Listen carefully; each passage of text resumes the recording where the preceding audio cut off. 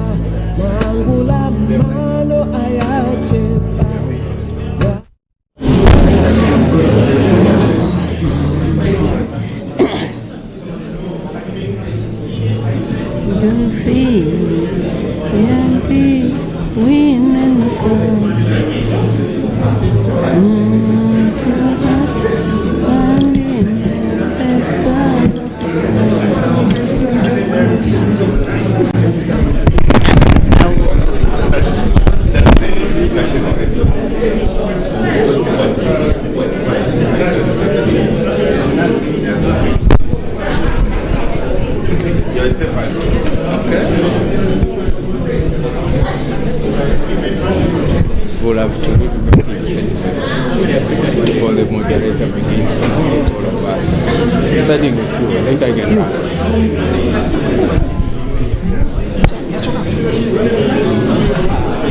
It's okay. We'll do something. It's okay. We'll be fine. We'll be fine. And you know what we should do?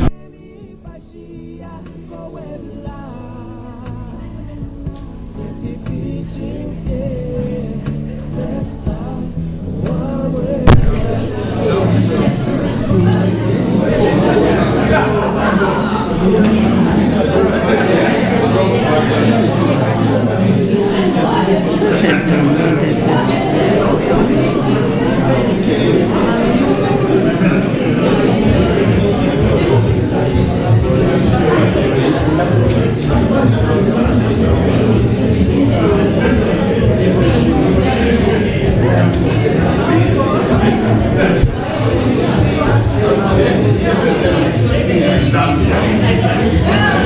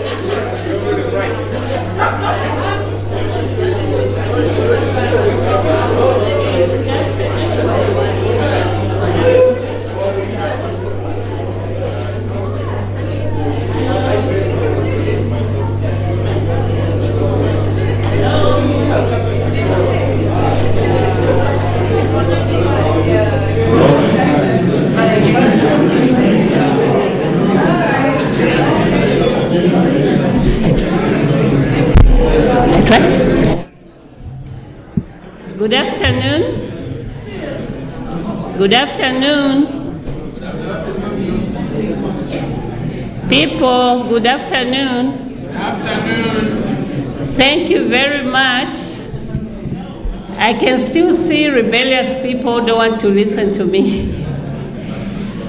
Good afternoon. May you all take your seats. Thank you so very much. Thank you for finding time to join us today. We are in this room to discuss a very important topic, and the Jubilee Commission on Debt, in partnership with JCTR, the CSO Debt Alliance, and Caritas Zambia, have organized this meeting.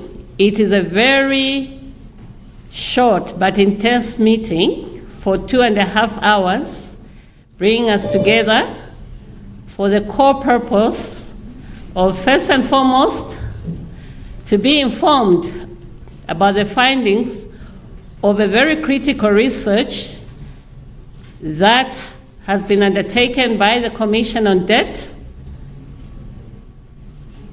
And based on that understanding, we'll be given an opportunity to share our views about the findings. So I would like everyone to get ready.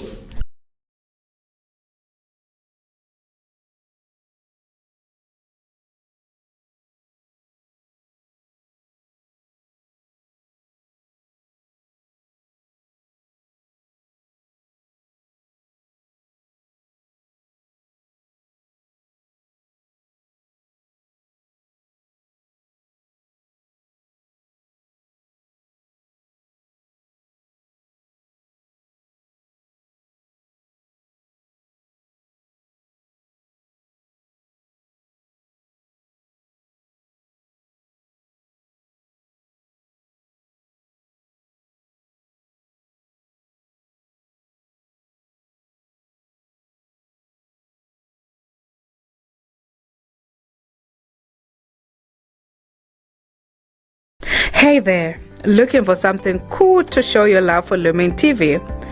Now you can grab your official Lumen TV branded caps, pens, and key holders. All stylish, all high quality, and best of all, super affordable. Sip your favorite drink in a Lumen cup, write in style with a Lumen pen, and carry a piece of Lumen with you everywhere with our branded key holders. Perfect for gifts, everyday use, or just repping your favorite TV brand. Get yours today only from Lumen TV. Affordable, personal, and unforgettable.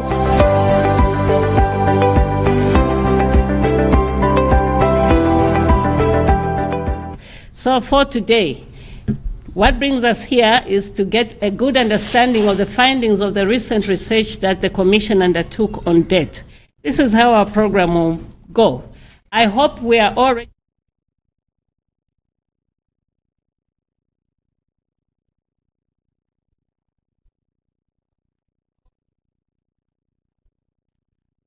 Father Gabriel to give us a prayer and a few welcome remarks. Then thereafter, I'll run through the program quickly and we begin business. Father Mablanda.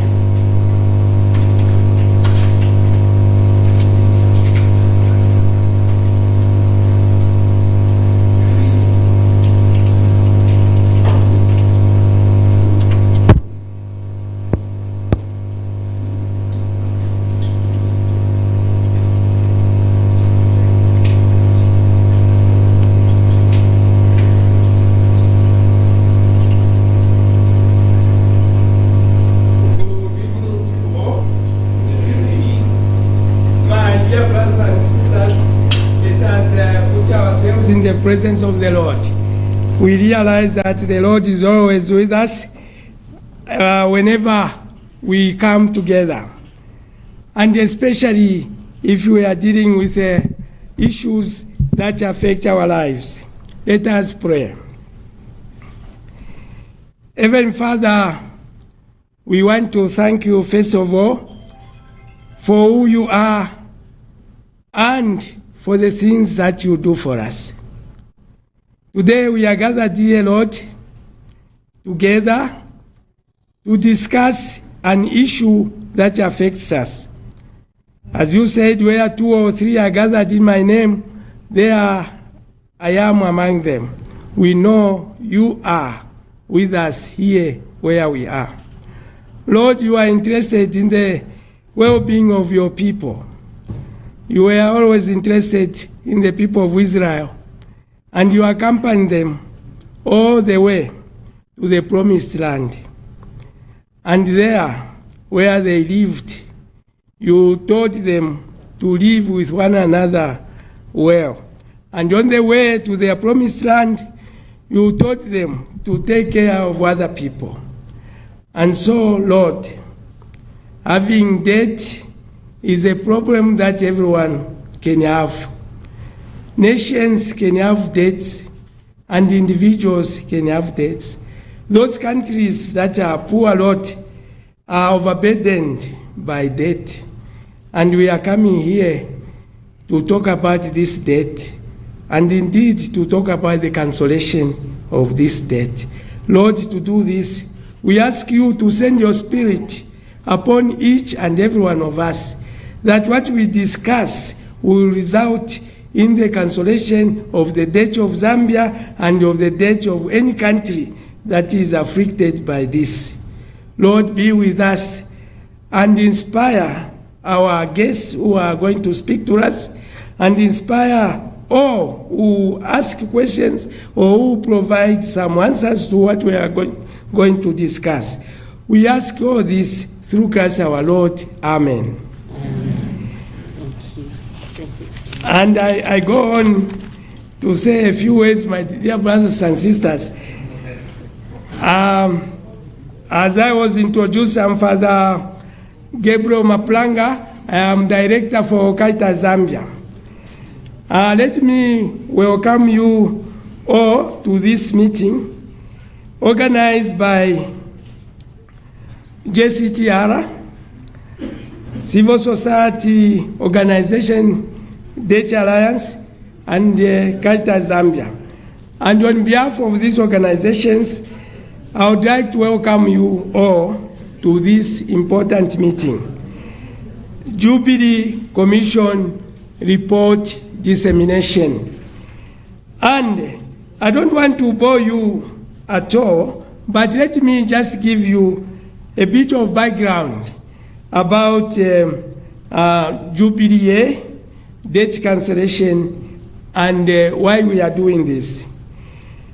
Let me start by giving a short background concerning the local church here in Zambia, the Catholic Church in Zambia, in terms of debt cancellation. The Holy Father, Pope Francis, declared 2025 as a year of Jubilee, and it is a year of hope and hope for all. And from this declaration of the year of Jubilee comes the idea of debt cancellation. The Apostolic Nuncio to Zambia and Malawi, when he met the president of Zambia at State House, he talked about the Jubilee and indeed the campaign to cancel the debt. The Apostolic Nuncio went further to write to the Zambia Conference of Catholic Bishops to ask them about what they are doing concerning debt cancellation campaign.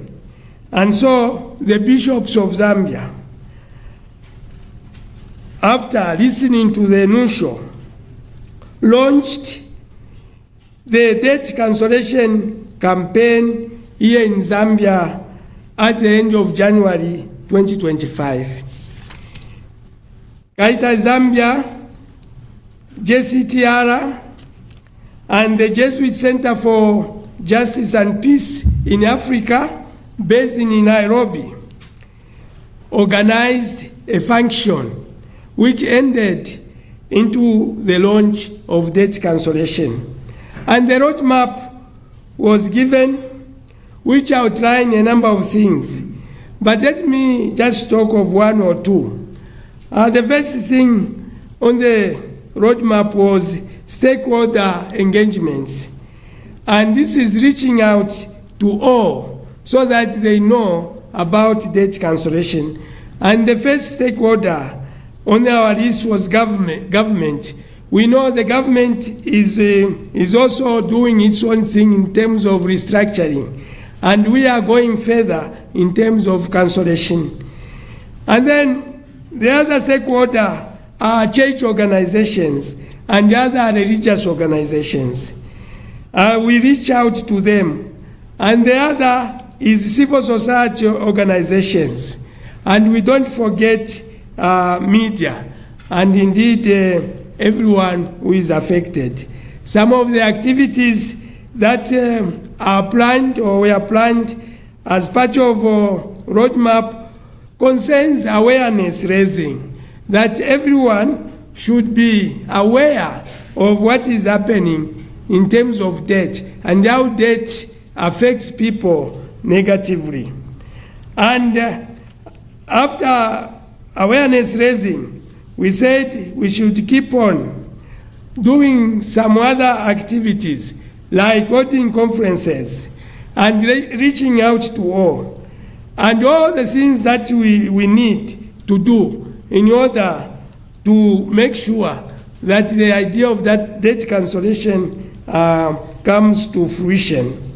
And of course, there are many people that we want to reach, and also powerful organizations that we want to reach, like G20, so that they listen to our stories, how we are suffering because of debt. The Jubilee Committee, which was instituted by Pope Francis, has done a lot. And today, this Jubilee Committee is going to talk to us. And I ask you, my dear brothers and sisters, to listen to this and take something and help to publicize this story that we want the debt to be cancelled. If it was cancelled before, the debt has accumulated. And why has it accumulated? This is what we want to hear. It is not our fault per se, but it is the debt which is a fault. And we want to hear more of this. Thank you very much. Be ready for this dissemination. I thank you. Thank you very much. You have heard it's the debt itself that is a problem, but he was cautious enough to say we have to know why and how we've ended up in debt again and why we're asking for cancellation again. Remember, we've been told restructuring is not the ultimate permanent solution. It is a relief measure. So what else apart from restructuring is what we're going to discuss today. So our program, quickly in less than a minute, will be delving into the presentation of the findings of the research, and the presentation will focus on the key findings. Immediately, we'll also be engaging a presenter who will be joining us virtually, a very, very exciting, experienced, and knowledgeable academician, stroke expert on these matters, will be joining us from outside Zambia. When the time comes, we'll have some words to say. We'll then open the floor for plenary, remembering that this is a platform for us to ask questions, to share our views about the key findings. And afterwards, we'll move into closing our program and talk about networking and go back to our own self spaces. So this is how our program will run between now and hopefully, as the time says, by 1945, we should be heading to our respective homes. So that's how the program will be running. I want to mention that the Commission on Debt is interested in contributing to the discourse on debt in 3 ways. Number one, providing platforms for dialogue like we are doing today. Number two, raising awareness. Based on the work that they do, they want us to take up this information to our different areas where we're coming from. Number three, the idea of engaging with the work of the Commission is to ensure that as we go out there to program and plan for our own activities, we use this information to inform our advocacy and lobby strategies. So these are the three areas or channels upon which the Commission is reaching out to groups such as us. And on that point, I'd like to call upon Professor Griff Chelwa, who is a member of the Jubilee Commission on Debt. Prof. Mlikut.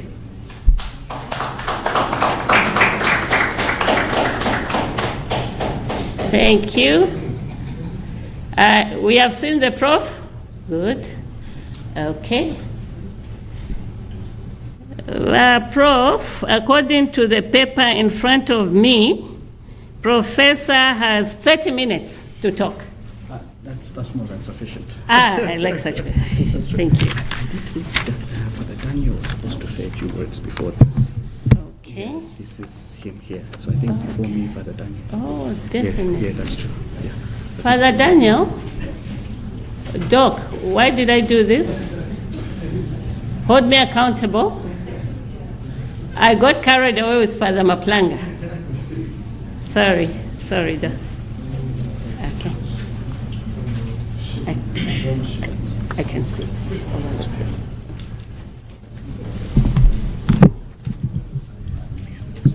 Okay. In fact, I need to call and ask him to get ready. Good evening, ladies and gentlemen. I'm Daniel Mwambamtale from the JCTR. Allow me to just say all protocols observed. We are here today to reflect on the findings of the Jubilee Commission on Debt, a task force commissioned by His Holiness late Pope Francis. Those who've gone through this report, you realize that it makes a critical point. For nations like Zambia, the real crisis around debt is not merely financial. It is profoundly social and developmental. Debt repayments are forcing us to default not just on our fiscal obligations, but on people and on future generations. This, my dear friends, brothers and sisters, is a question of justice, of dignity, and of moral responsibility. Zambia's debt challenges are not isolated events. They are rooted in a global financial system that awards speculation over solidarity and prioritizes creditors over human lives.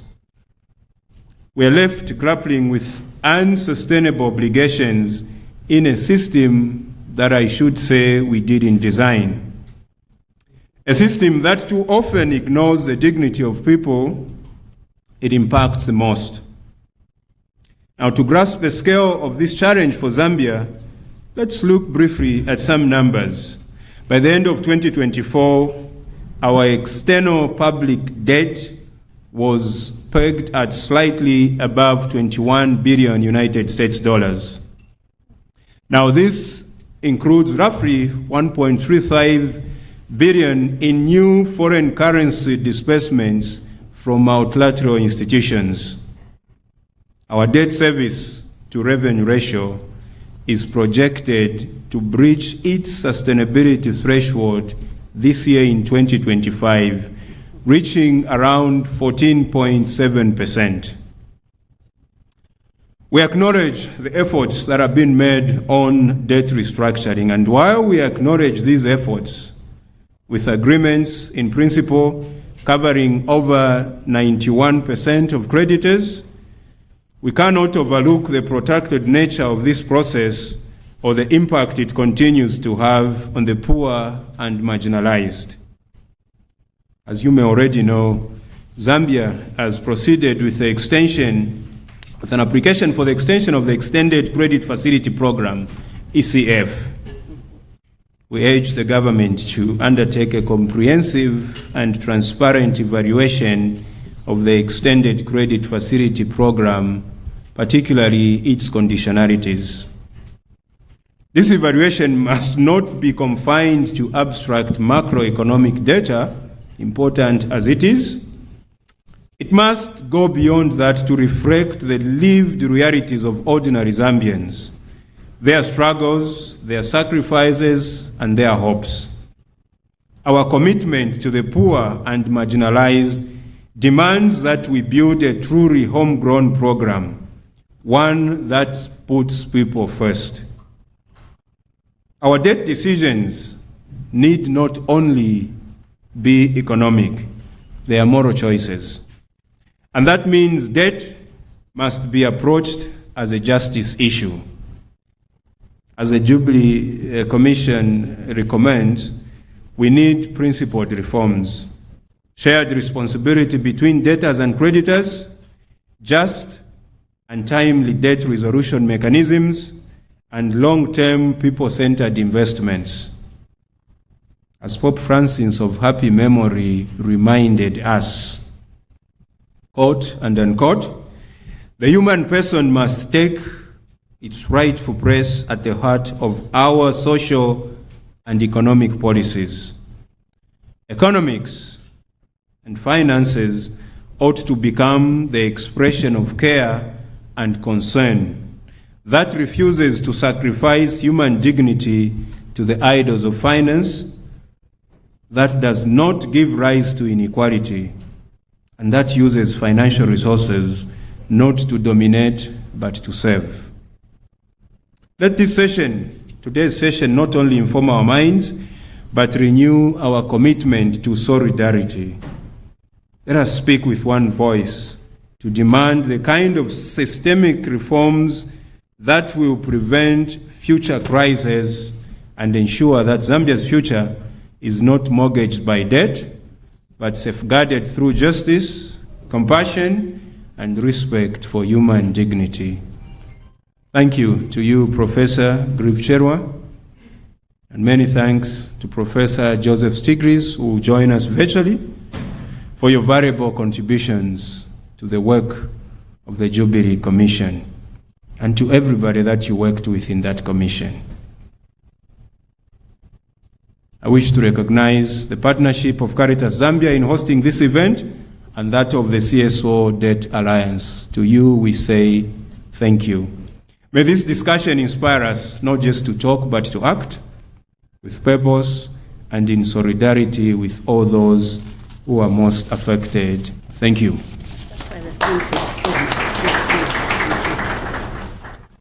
Again, there we are. Please, when you hear the word debt, it's not about figures, fiscal policy, economics, fundamentals. It's about moral justice. Always ask, what is the implication of debt on my life, on my neighbor's life, on my community's life, on national life? So we go back again. Don't understand debt only as a monetary issue, fiscal issue. Understand how it affects our lives, especially the marginalized and the poor. Our duty is to remain in solidarity with them. From restructuring, we add cancellation. Thank you. Now we move also to the center of our program, which I had announced earlier. So we'll ask Prof to come through now. Thank you.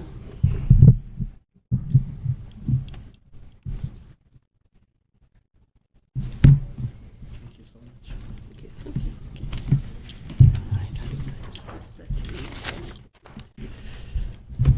Good evening, brothers and sisters. Good evening, friends, both those who are here and those who are joining virtually. My name is Grieve-Chelwa. I'm a Zambian. I was born in Lusaka. I was born at UTH, but I presently live in the UAE. I'm an academic at the Africa Institute. I'm a associate professor of political economy there. I head the social sciences department, and I'm also a member of the Pope Francis's Jubilee Commission. So in February of this year, I had the honor of being appointed by Pope Francis just before he passed on to serve on the Jubilee Commission. And as you know, every 25 years is the year of the Jubilee. It is a year when debts are supposed to be cancelled. So part of the charge that Pope Francis gave us was to come up with a report, do a study that potentially points towards debt cancellation. At least points towards a world where debts are no longer an issue that impinges upon justice. So before I start my presentation, I'd like to recognize Dr. Charity Musampa. Dr. Charity Musampa, I learned from you because as a young boy on ZNBC TV, you were part of the Jubilee 2000 campaign. So 25 years ago, Dr. Musampa was on TV mobilizing for debt cancellation, and they were successful because Zambia's debt, alongside the debts of many other countries, were cancelled. 25 years later, we're back here again, right? So this gives you a sense of the fact that the problem we're dealing with is not uniquely a Zambian issue. We have a tendency in this country to politicize things, right? And it's good. We have to be political. We have to politically engage. But we also have to understand that some things are much, much bigger than Zambia. Some things are just structural at a global level, which is the very fact that 25 years ago the debt was cancelled, but we're back here again, right? So it's not a uniquely Zambian thing. And that's going to be partly a message of my remarks. I also want to thank a couple of people before I get started with my presentation. Father Dr. Daniel Mtale, who just spoke a short while ago. I went to university with Father Mtale.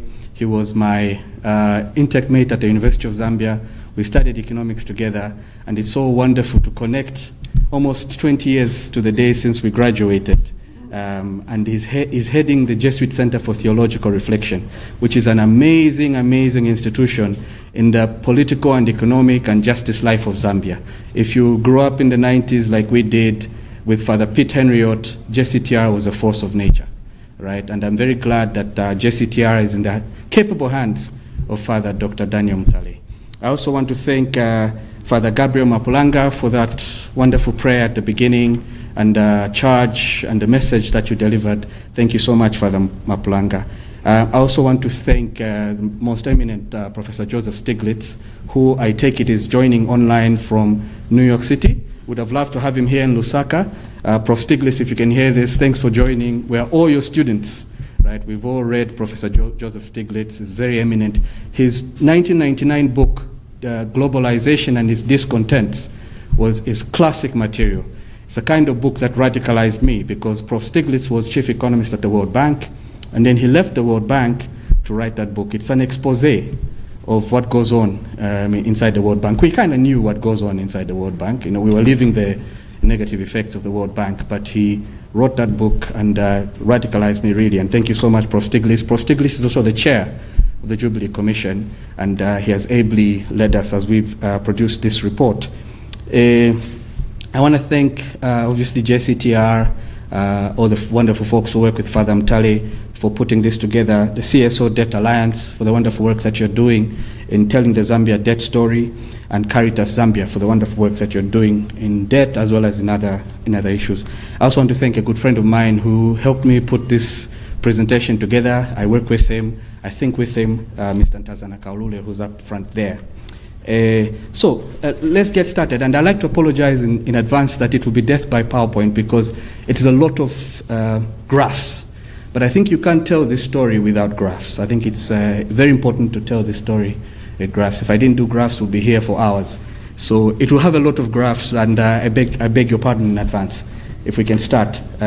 So this is the outline of my of my presentation. I'll start by talking about Africa's debt situation. And thereafter, I'll talk about Zambia's debt situation, so talk about really where we are. And it's also very important to center on Zambia because in my travels, Zambia has been sort of referred to as ground zero of the debt crisis in the global south. Really, it's the archetypical example of the failings of the international financial architecture. Right? And again, I want to also keep on reminding folks that we have a tendency to politicize things, but these things are beyond Zambia. They're beyond one individual president. It is not Edgar Lungu's thing, may his soul rest in peace. It is not a Hakainde Hichilema thing. It is not a Rupiah Banda thing or a Michael Sata thing. It's broadly a structural thing at a global level, right? And this is the message, the main message of the Jubilee report, which was also the main message of the campaign that Dr. Musamba and others led in the lead up to Jubilee 2000. And then I will end by talking about proposals from the Jubilee report. I may not spend a lot of time on part 3 because it is possible that Professor Stiglitz in his remarks may center the report. I will only talk about those aspects of the report as they relate, in a sense, to the Zambian case and the Zambian situation. Yes. Now we start with Africa's debt situation. And I don't have a clicker, so I might I'll sort of wear my classroom hat on and walk to the board and point at things. So this really presents the story about debt in developing countries. I do beg your pardon. Do I have to walk with this? No. This one? Okay, we've got a mic there. Thank you so much. Okay, good. So this graph here presents the debt situation across the global south. It's data from UNCTAD, the United Nations Conference on Trade and Development. They have done some of the most incredible work in assembling and analyzing the debt story from across the global south. So what we have here in the yellow line, if my necessary color stuff, I can still remember that. The yellow line is really total debt. The yellow line is, okay, so we've got the clicker working. Thank you so much.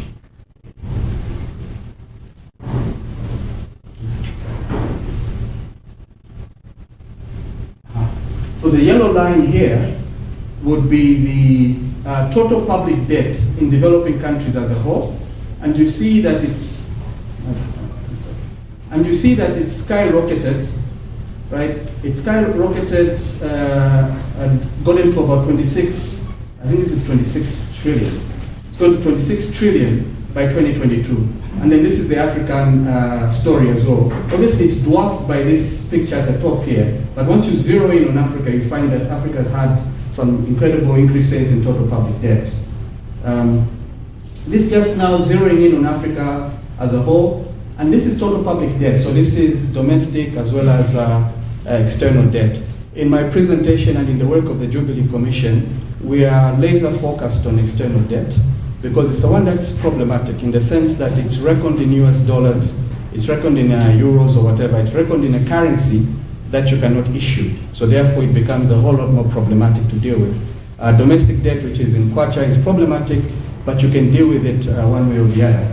So this is really total public debt, and as my presentation goes on, I will zero in on external debt. So this is total public debt, external and domestic.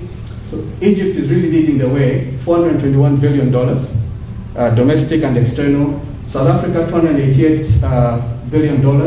Nigeria, 181. Algeria, Morocco, the rest of Africa, 745 billion, gives you the Africa total of 1.8 trillion. Now, some countries like South Africa, for example, this is a big number, $288 billion. But it turns out that much of their debt is in rand. So South Africa doesn't have the problem we have. Much of their debt is in rand, with a portion in US dollars. We have somewhat a reverse situation here, where a non-trivial portion of our debt is in US dollars, which makes our situation rather tricky. This is also showing you trends in, what is this now? Yeah, public debt as a percentage of GDP, I guess. Yes, this is total public debt as a percentage of GDP, external, domestic. The interesting thing about this graph for me, so yellow is developing countries, but blue is Africa. The interesting thing about this graph, it really shows you that in a sense, external factors are driving the debt story, right? Because you see when the COVID shock hits, right? So you see when the COVID shock hits, that's when the debt burden increases as well, and then stays up there. So again, this really tells the story, and Tazana and myself have a paper in the Journal of Development where we argue that in the Zambian case, it really has been external factors that have driven debt ever since independence. there are some things we've done wrong domestically, there are some things that we've done wrong, but an overriding driver of debt has really been external factors. And this data from Actors does show you, in a sense, that when COVID hits here, you see the debt burden also rising. This is just telling us sort of the number of countries where expenditure on interest payments exceed 10% of revenues. Again, I think Father Mutale, Father Mapulanga, and Dr. Musamba have made the point that often when we are servicing debt, we are sacrificing expenditures on health, education, and investing in the future. Right? So this gives you the number of countries in Africa, developing countries, but I'll zero in on Africa. The number of countries in Africa where interest expenditures exceed 10% of revenues, right? So tax revenues, we're using that to pay our debts, and you see this in Africa going up. So it's up to 20 countries right now, and I think Zambia was one of them before defaulting. 20 countries were spending 10% or more of their tax revenues on interest payments. That's not a good thing. You want to spend your revenues, your tax revenues on investing in people, health, education, and investing in the future. So investing in people in the future, as well as investing in infrastructure. These are the things we should be doing. But when we begin to spend our tax revenues, our export receipts on servicing debt, then we're really doing future generation an injustice. We'll be answerable. We'll have to explain to them how it is we never invested in their future, right? Exactly. So this is what this graph is showing. This is also showing, I won't talk much about this, but really it shows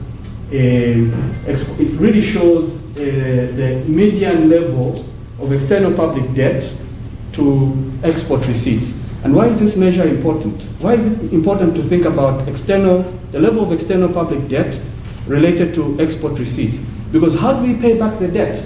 The debt is in US dollars. We pay it back via what we earn from export.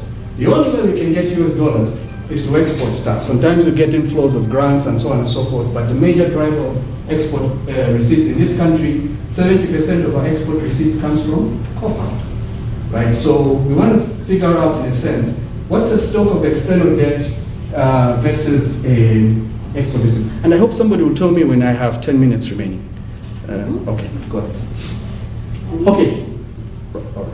So this really showing us the median level or average level, to put it simply, of external debt stock in Africa related to exports. You can see that by 2020, the median country, the typical country in Africa, had external debt stock divided by exports as a percentage was 140%. So external debt stock was a multiple of export receipts. That is a red flag, right? That tells you that, oh, you're about to run into some serious trouble. Because if your external debt is more than your export receipts, then you're in great trouble. And Zambia was here just before defaulting. Okay.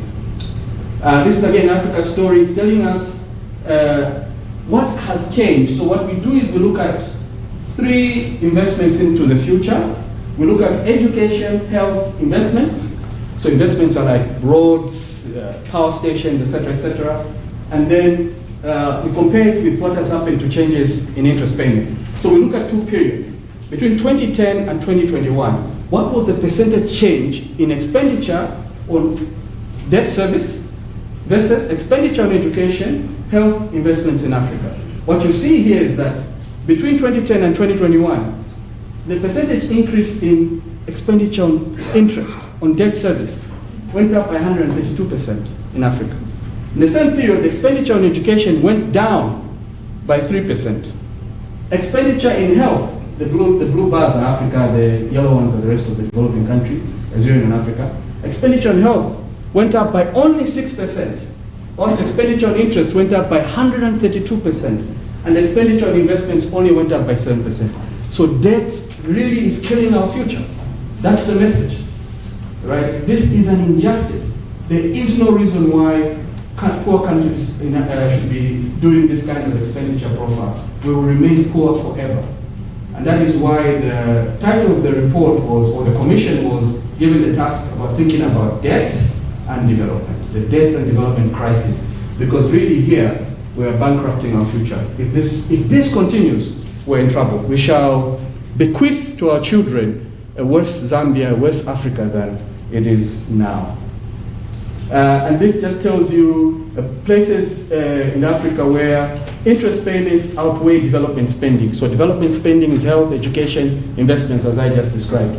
Our mother Zambia is here, right? So Zambia interest payments exceed expenditure on health. Interest payments exceed expenditure on education. Interest payments, investments were doing slightly better.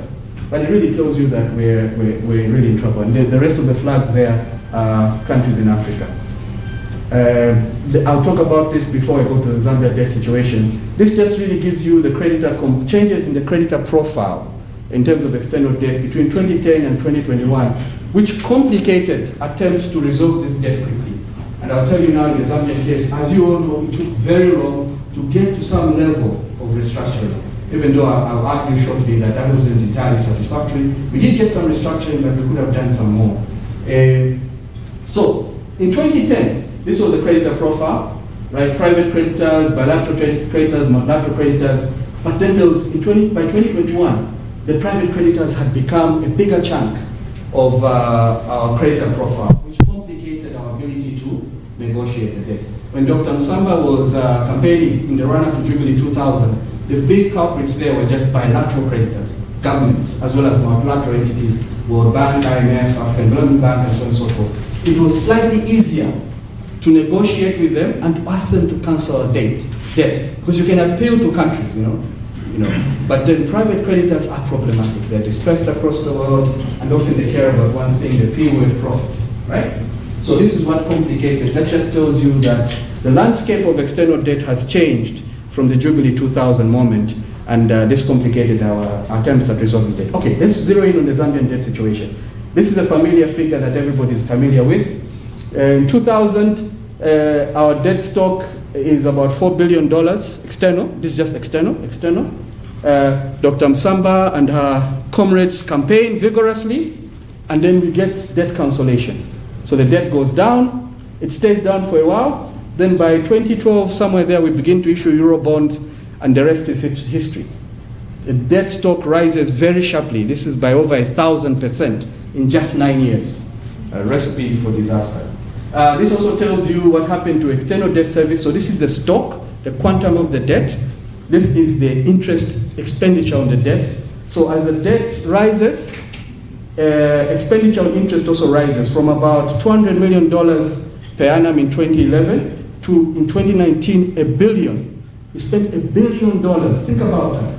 I don't know how much the Kafue Gorge Lower Power Station cost to build. I suspect it was low billions of dollars, but we spent $1 billion, 10 more minutes, good. We spent $1 billion in debt in 2019.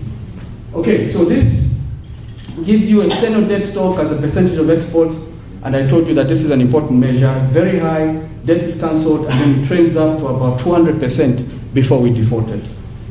This is external debt service as a percentage of exports, so I want to understand what percent of exports are external debt service components, and you see that it rises or debt is cancelled, it goes down, and then this ratio keeps going up as well, right? This is external debt service as a percentage of tax revenues. The important point is to focus on what's happening in 2019. So you see it also rising to about 20% of tax revenues. The external debt service interest payments were 20% of tax revenues just before we defaulted. This is external debt service as a percentage of the entire budget. So you see it trending upwards again, and just before we defaulted, it was almost 25% of our budget was on external debt service, right? So it's important to keep these things in mind as we think about, I'll present some slides on what the future looks like post-restructuring, right? This is external debt service related to education expenditure and health expenditure. So the blue line is debt service, the orange line or copper line is health, the green line is education. So you can see external debt service is rising up. Initially it's low, and then by the time we're defaulting, it's almost dwarfed, it's already dwarfed the health expenditure and just dwarfs education expenditure, right? So this is what happens. You have to sacrifice investments in the future when you are servicing debt. Okay, so timeline. We default in, obviously with what I've just given you, we had no choice but to default. There was no other way. Things were unsustainable. So we default in 2020. We apply for treatment under the common framework, the G20's common framework in 2021. We get an IMF program in 2022. And then we get some debt resolution in 2024. 4 long and painful years. 4 long and painful years. This is the evidence that at the global level, the international financial architecture does not work for resolving debt crisis in poor countries. Imagine having 4 years of uncertainty. By the way, we haven't even satisfactorily restructured the debt, in my argument.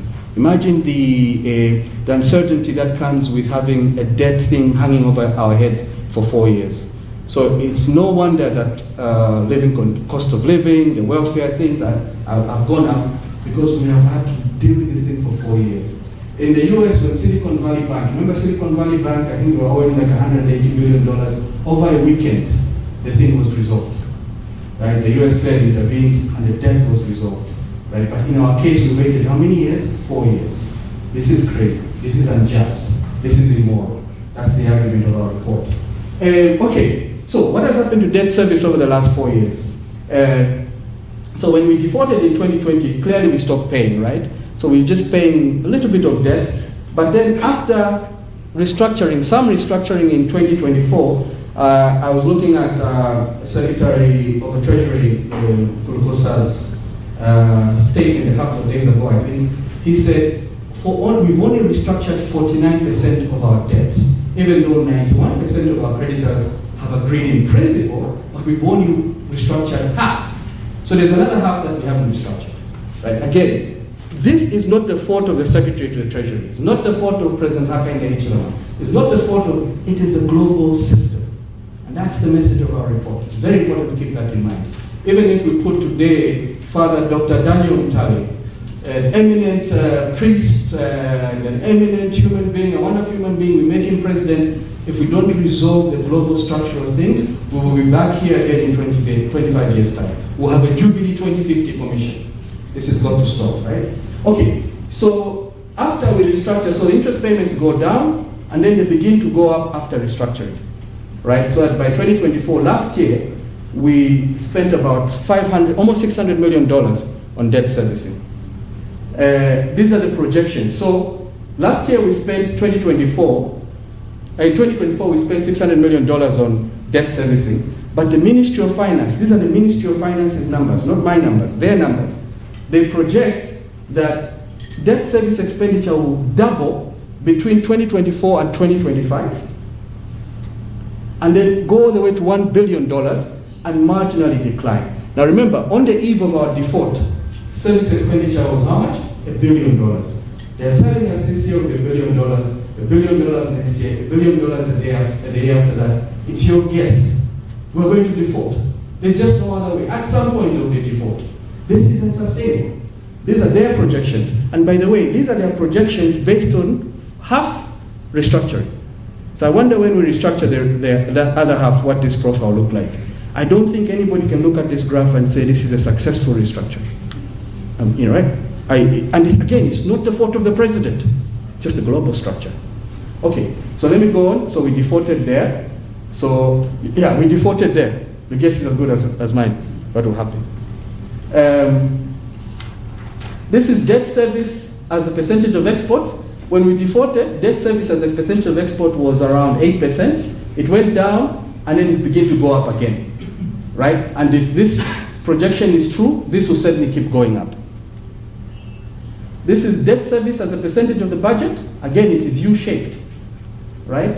So obviously we don't have projections for the budget, but if we did, combined with this figure of projections of debt service expenditure, your guess is also as good as mine about where we'll end up. We defaulted when it was 25%. It's well on its way to 25%. By some point in 2028 or 2027 or 2029, I reckon it will be around 25%. Debt service as a percentage of tax revenue, we defaulted when it was 20%. It's well up on its way. Again, by 2024, it had exceeded 10%. Remember the 10% from UNCTAD? It had exceeded 10%, and it's well on its way again. And then what about debt service in relation to education and health expenditure, this is what it has looked like the last 4 years. So debt service, because we defaulted, went below health and education expenditure, but now it has started climbing. We defaulted when it was there. It's well on its way up again. So if debt service expenditure doubles between last year and this year, God knows what it means for health and education expenditure. And then it's going to stay at 1.2 billion, 1.3 billion. These are crazy numbers. It's crazy. Where will this money come from? Right? Okay. So I don't know, Dr. Msamba, how much time do I have remaining? I'll give you 5 more minutes, but we need to start getting in touch with Prof outside. Okay. So in 5 minutes, as I'm looking for confirmation, please. All right, great. And I'll briskly move through this proposal because I suspect. Don't worry, there's a plenary. Okay, so where I can. We'll give you time as well. Got it. Okay. So let me just talk a little bit about this. But the main message, I think the important thing for me is to stress the Zambia case study situation. The takeaway from the slides I've just presented to you is that it's very difficult to look at that data and conclude that we're out of the woods. I mean, there is no other way. It's not glass half empty, glass half full, it's glass half empty, as I read it. Because what I'm looking at is where were we when we defaulted, and where are we headed? Right? It's quite clear to me that whoever is Minister of Finance by 2030 will have he or she will have a very big job on their hands. It's going to be crazy, right? So avoid that job. Okay, so I'll just talk a little bit about proposals from the Jubilee report. This is what it looks like. It's available online. You can download it. It's free. I guess you could write to our friends at JCTR. They can email it to you. We had about 33 commissioners on the commission. I was fortunate to be one of them. Spirited conversations. Lots of people bringing their expertise to bear. And then we wrote the report. So the report is in 4 parts. There's a part 1, diagnostic of the crisis, principles for resolving debt crisis, part 2, part 3, actions to resolve the current crisis, and then part 4, avoiding future crisis, right? So basically so we set some principles. I'll just highlight a few. For example, one of the principles that we're talking about, which relates to Zambia, is shared responsibility between creditors and debtors. As you know, in the Zambian case, the private creditors were really, if I could use an expletive, if Father Maplanga and Father Mutale went here, I would have used an expletive, but you know how the private creditors really took us for a ride. They're the ones who frustrated the entire process, right? So what we're calling for here is shared responsibility. They've also got to participate in an equitable manner in debt restructuring. After all, it takes two to tango. They lent to us, we borrowed from them. But they wanted to play hardball. So we're talking about it's got to be shared responsibility between creditors and debtors. We give some suggestions about how that can happen in the report. We also say restructurings must include reductions in the principal, the amount that is owing. In the Zambian case, there's been some reduction, but not a lot. Not as much as we would need to be able to safeguard the future. There's got to be reductions in principal. There's also got to be sufficient maturity extensions, right? For example, our bonds are due in 2031 or 2033. That is too short a time space for us to really pay them off satisfactorily. We should have had a much longer time horizon. Then there's actions to resolve the current crisis. I won't go into this, but I want to talk about some things on avoiding and preventing crisis in the future. So we want to say, one of the things I want to highlight here is we need to design better debt contracts. As it is now, it is heads, the creditor wins, tails, Zambia loses. So the creditor wins all the time. So what we want to do is we want to propose new types of debt contracts. For example, debt contracts that are indexed to GDP growth, right? So if the country slows down, the country goes into the recession, the outstanding amount is also adjusted likewise. So that the creditor also takes a hit, we take a hit. If the economy improves, we all benefit, right? We're also trying to propose, for example, debt contracts that are indexed to commodity exports. Debt contracts indexed to the price of copper, for example. Because often when the creditor is lending to you, they often argue that, copper prices will always be high, so don't worry, you'll be able to pay it back. Okay, let's put your money where your mouth is. What we're going to do, design a contract such that when the price of copper collapses, the debt amount is also restructured downwards in terms of. So there's a lot in there. Well, the last thing I'll talk about is there's a lot in there is some of us on the commission thought we should do away with the IMF. I was one of those. Some people said we should reform it. So there's a discussion about reform or do away. I wonder where Prof. Stiglitz is on this question. I'm of the view IMF enough, eh? I think Dr. Msamba will be proud of me as a student, calling for the...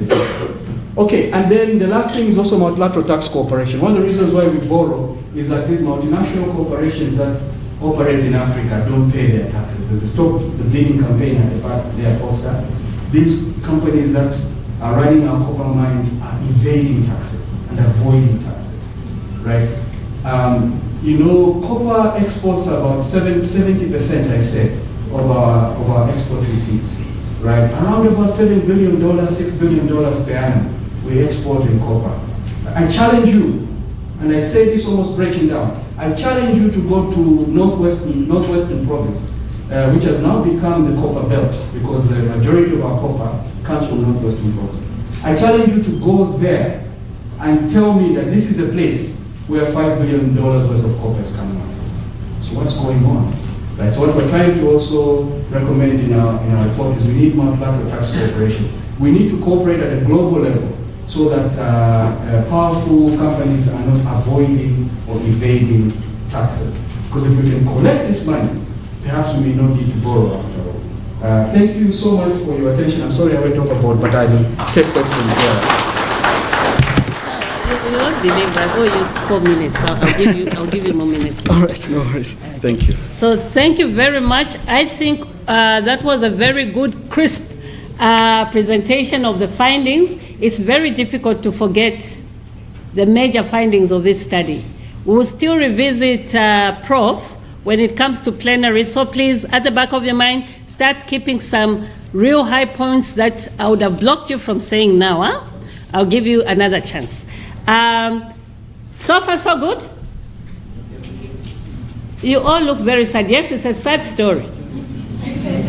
You are reflecting the truth. But we have to move on, eh? And you can see from the prayer that Father Maplanga gave to the speech that Father Mutale gave to the presentations made, you can see the dots connecting, isn't it? Moral. It is not just, but we have a responsibility to resolve the problem. So that's why we're here. Joining us now is Professor Stiglitz, all the way from the other side of the world. Professor, how are you? Fine, how are you? Very, very fine and good to see you after so many years. And happy to know that you're still part of the campaign. So Yes, I am. Permit me not to go into defining a lot of issues about you and your experience and your expertise. May I just humbly welcome you to the meeting. Thank you for finding time, and immediately hand you over to this group that is anxiously waiting to hear from you. Thank you. Wonderful presentation of the key issues by Professor Chelwa. I couldn't have done a better job myself. It was a fantastic presentation. And so much of what I'm going to say will highlight things that he's already noted. And I want to put some particular perspectives on it. So let me begin by, echoing the view that a series of events have led today to excessive debt burdens in a very large number of countries in the developing and emerging markets, and especially in Africa. You saw the chart that Professor Chelwa gave of the number of countries in debt distress.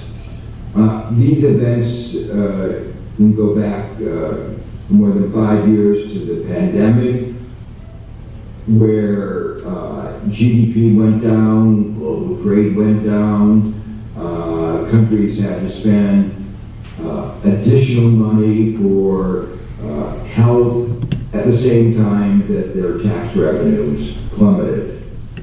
And then the pandemic was followed almost immediately by the war, the Russian invasion of Ukraine, the effect of which was to raise oil and then food prices. Again, disproportionate burden on many of the countries in Africa. That inflation then led to an increase in interest rates, and for the countries that had at that point already gotten excessively into debt, the increased global interest rates provided a real extra burden.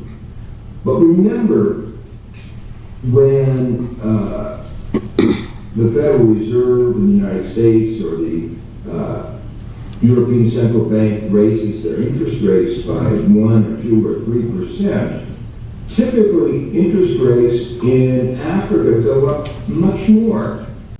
And while interest rates in Europe or the United States may be 4 or 5%, typically they are much higher, an extra 5% or more in Africa.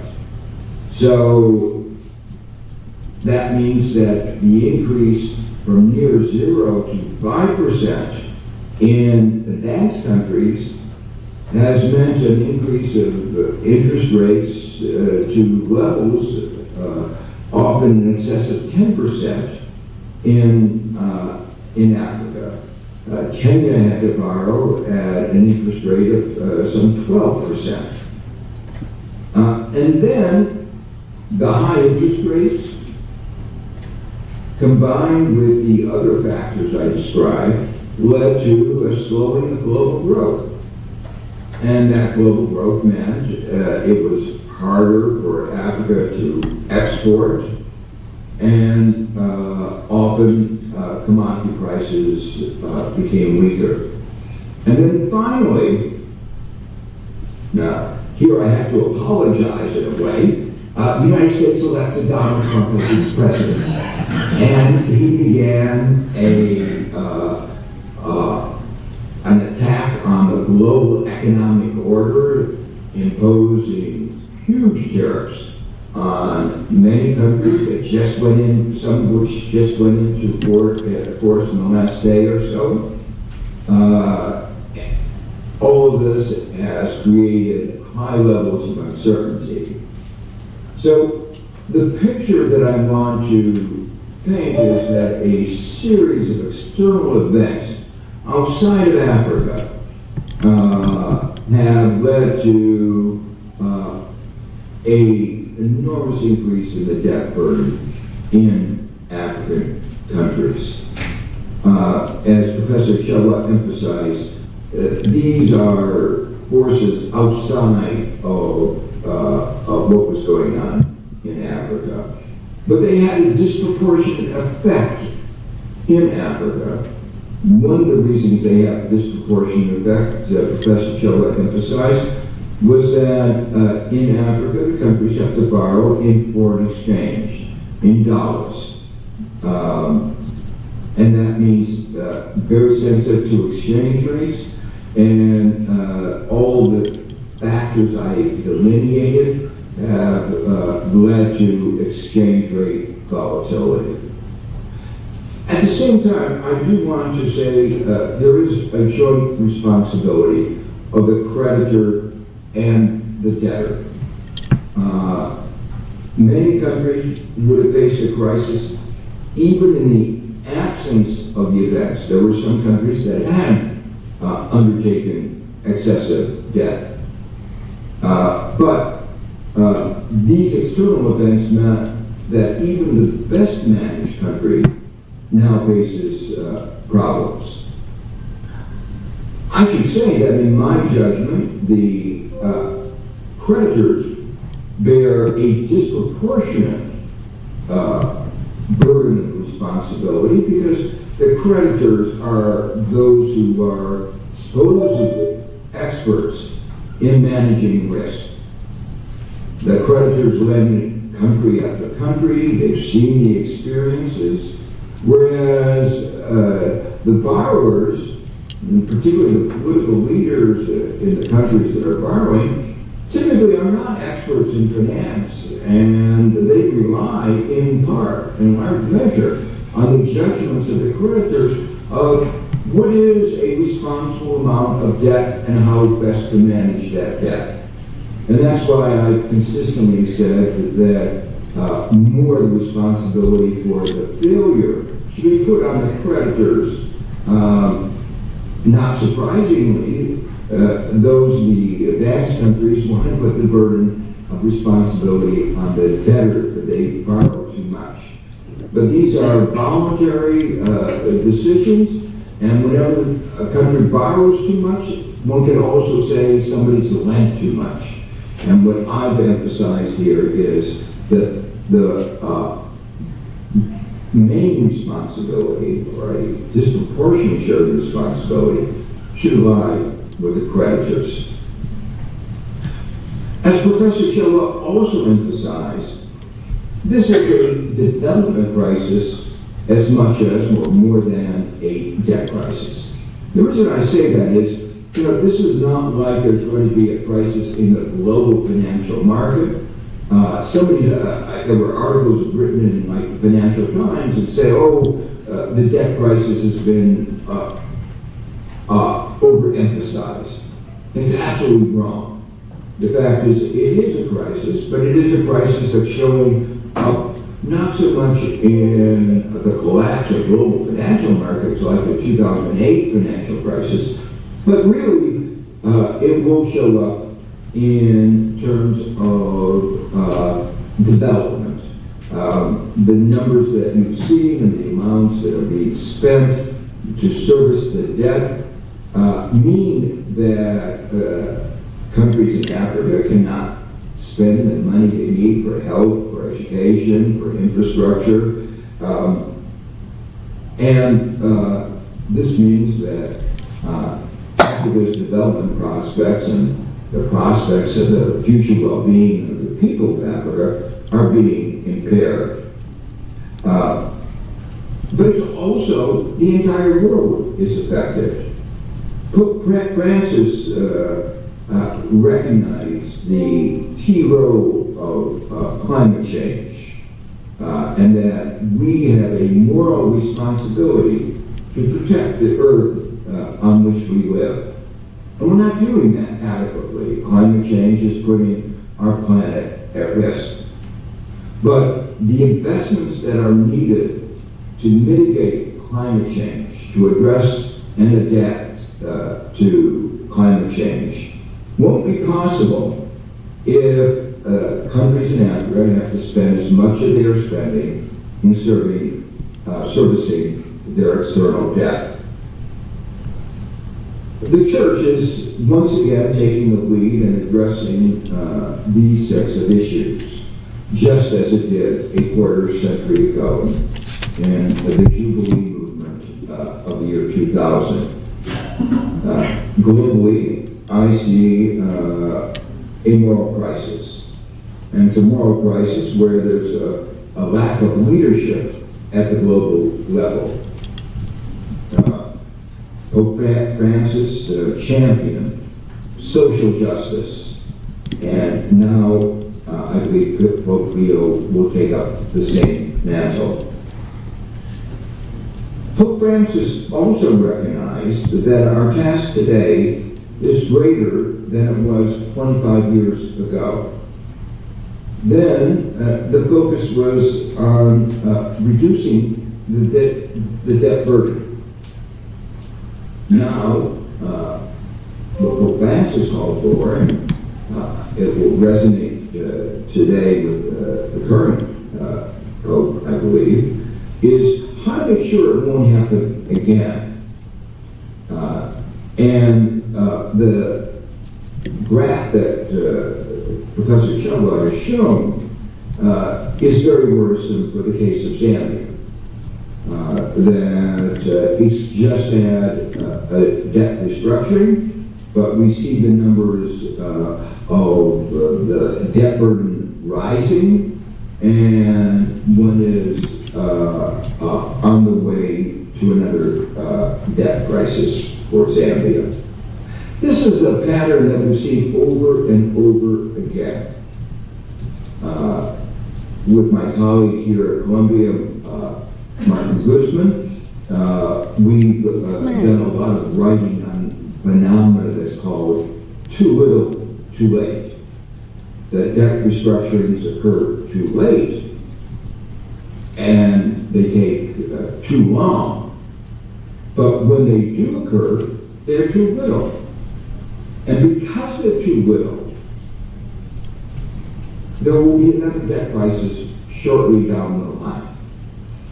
And we've documented the fact that in a very large fraction of the cases of debt restructuring, there is another debt restructuring within 5 years, highlighting the fact that the debt restructurings have not been deep enough.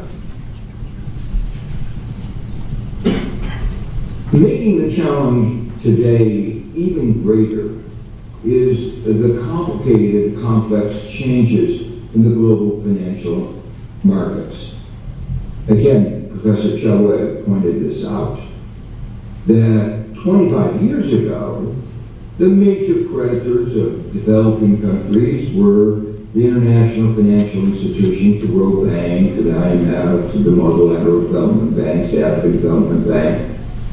Today, a significant fraction of the debt is held by hedge funds, by the private sector, and these are much more recalcitrant in having their debt restructured, that much more difficult to get it restructured.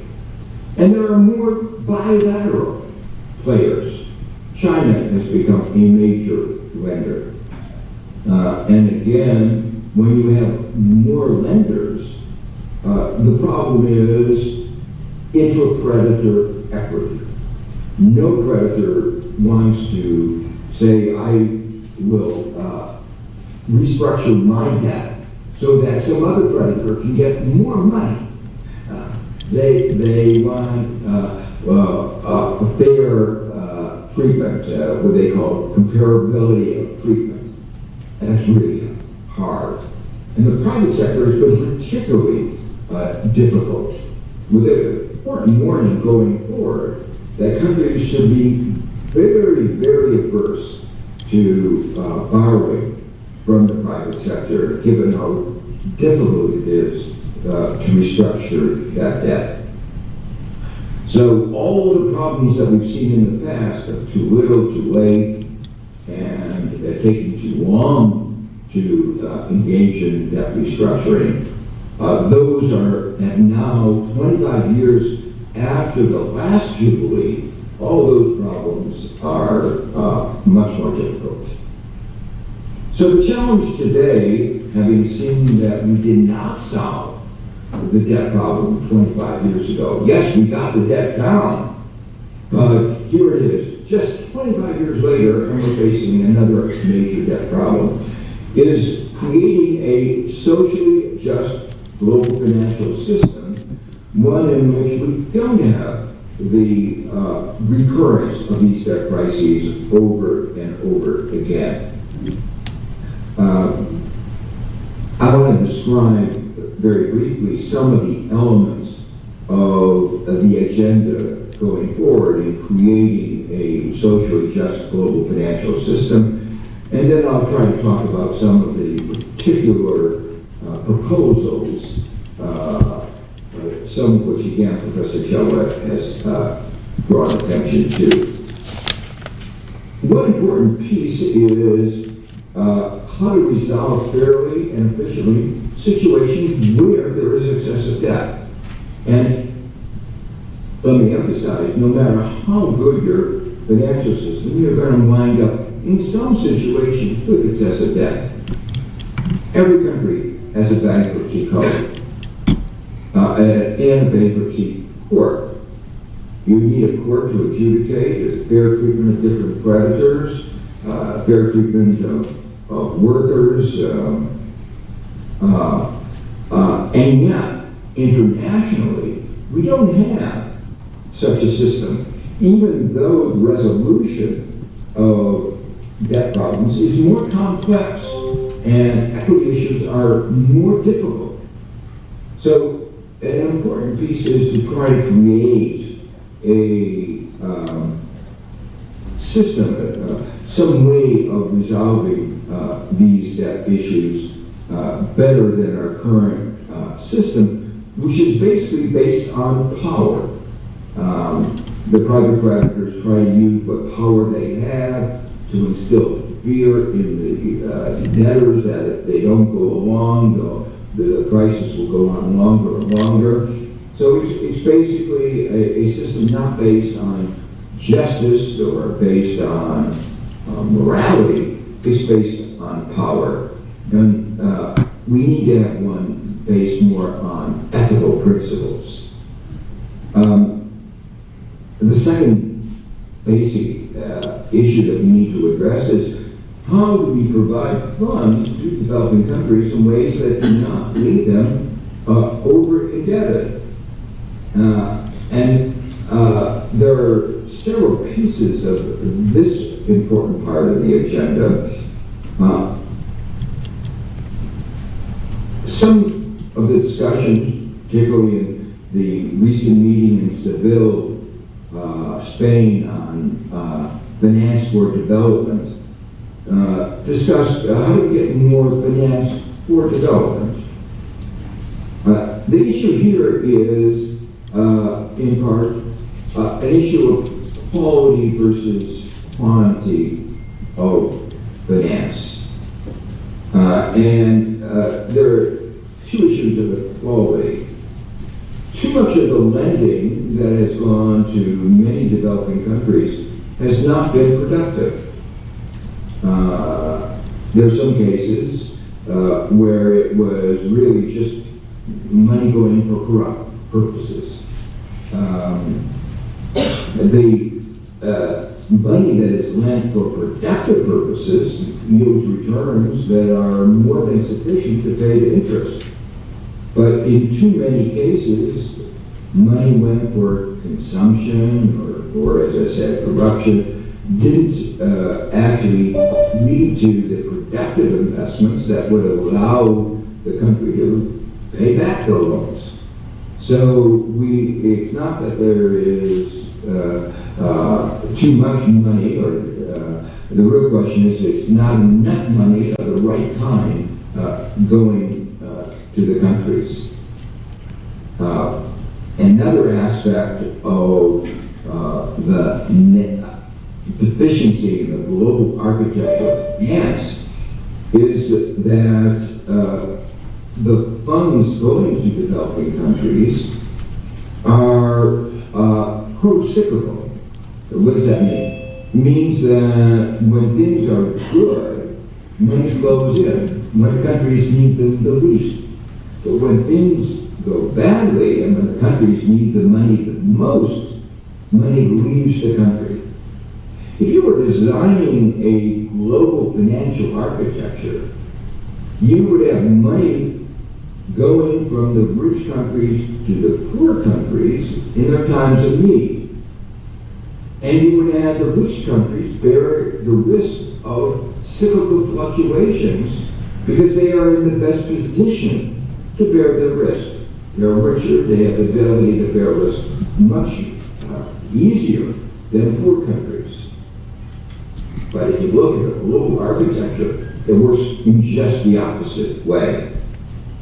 It is not designed for economic efficiency or social justice.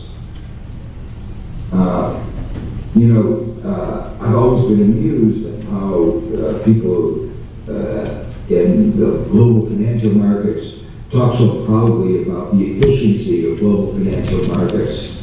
But when you look at the macroeconomic behavior that I just described, you have to say that they aren't actually transferring risk from those less able to bear risk to those who are more able to bear risk. They're actually doing just the opposite.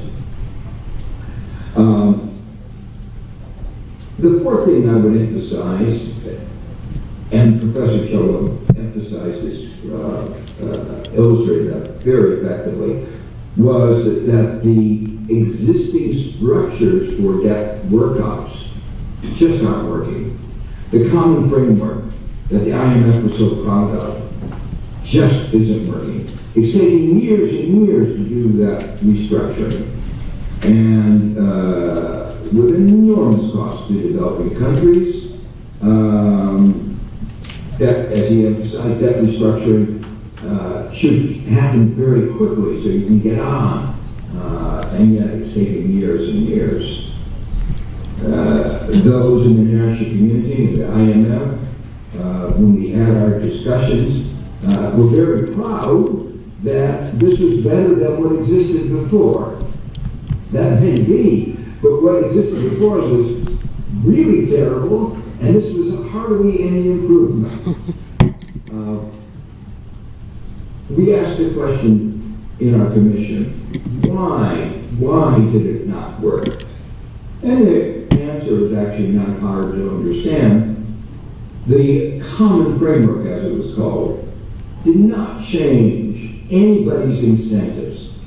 It was a table in which everybody could get around, but nobody had any incentive. The private sector in particular did not have any incentives to participate.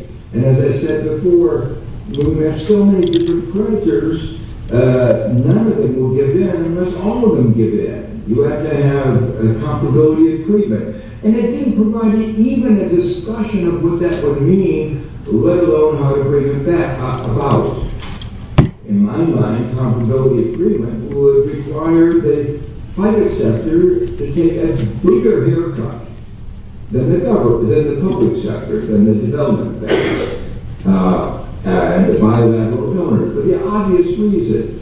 The private sector has already demanded high interest rates, whereas when the World Bank lends, it lends at concessional rates. The private sector got compensated for the risk up front.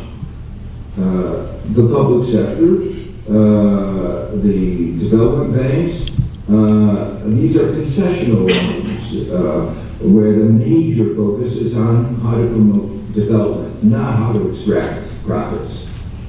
So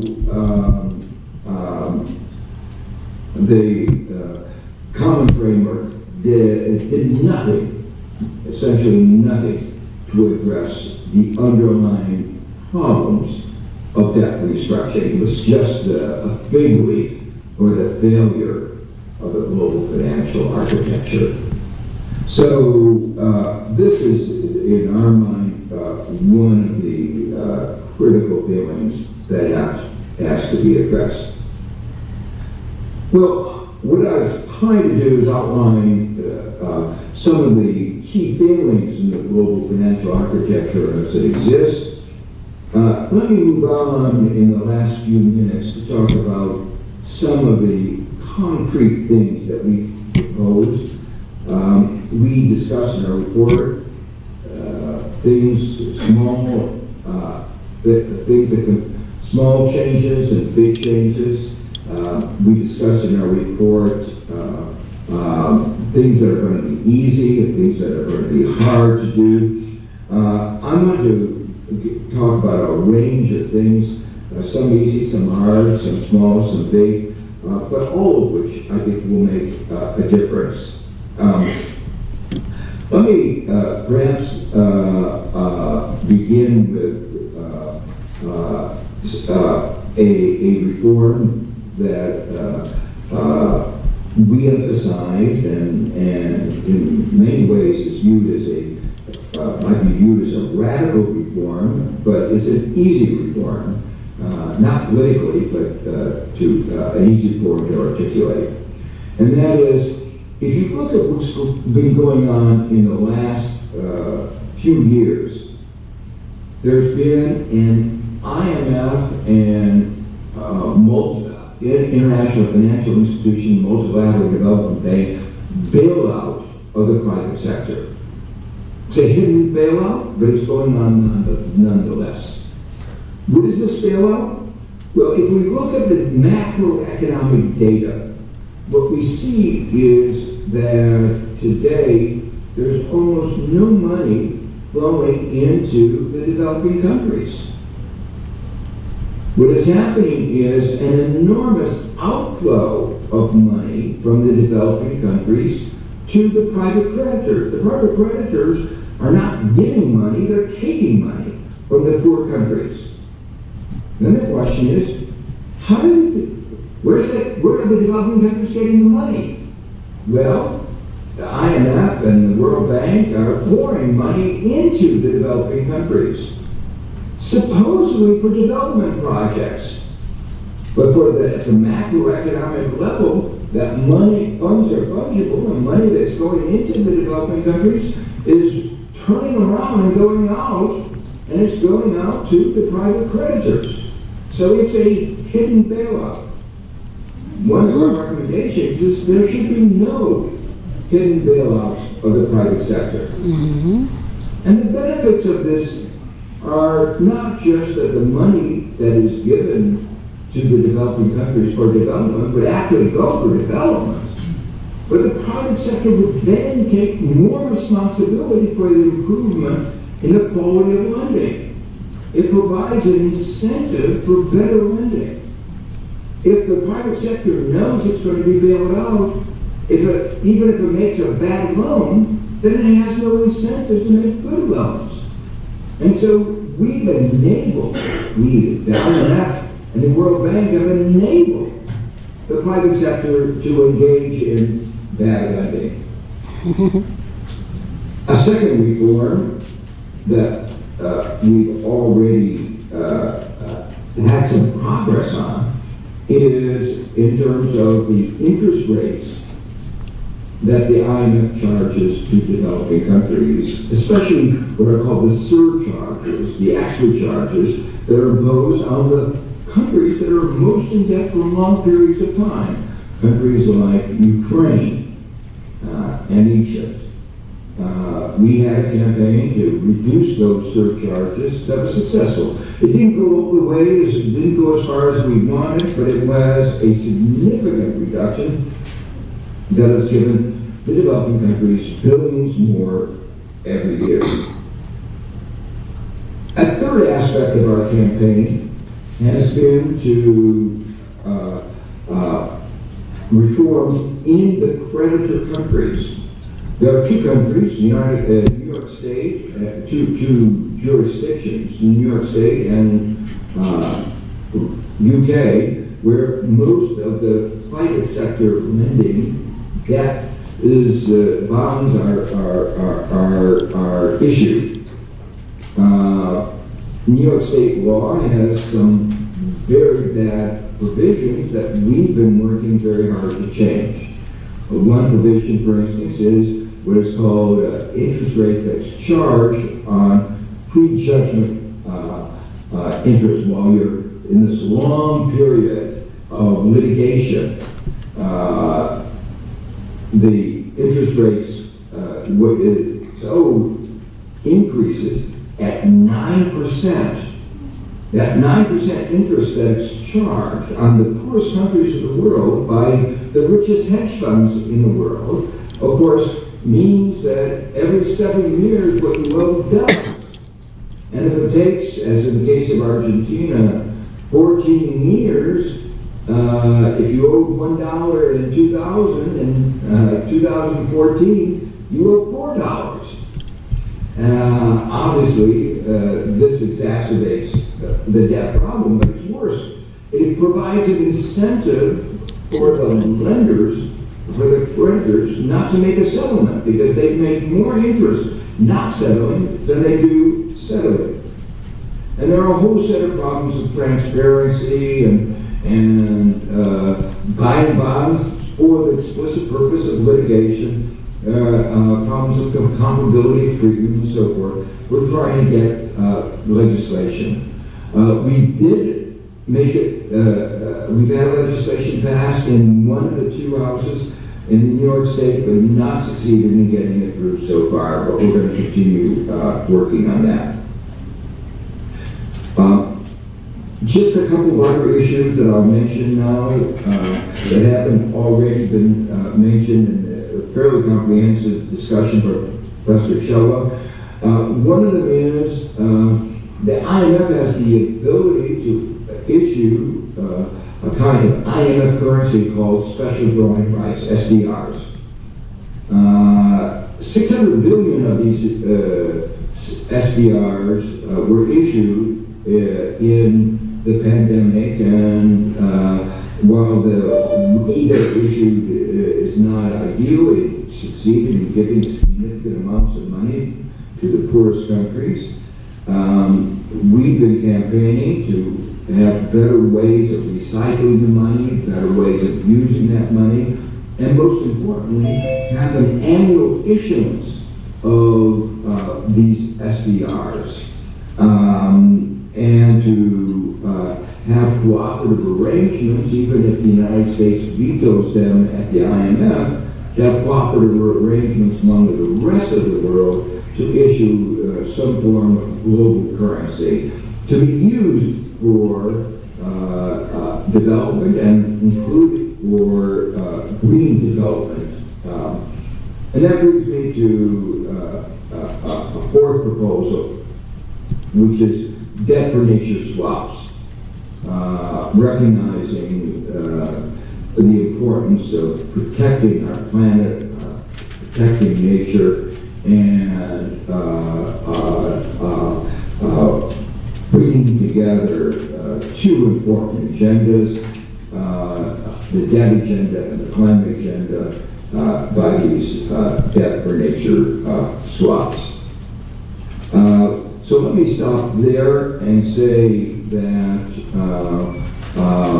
this is an important economic issue. This is an important moral issue.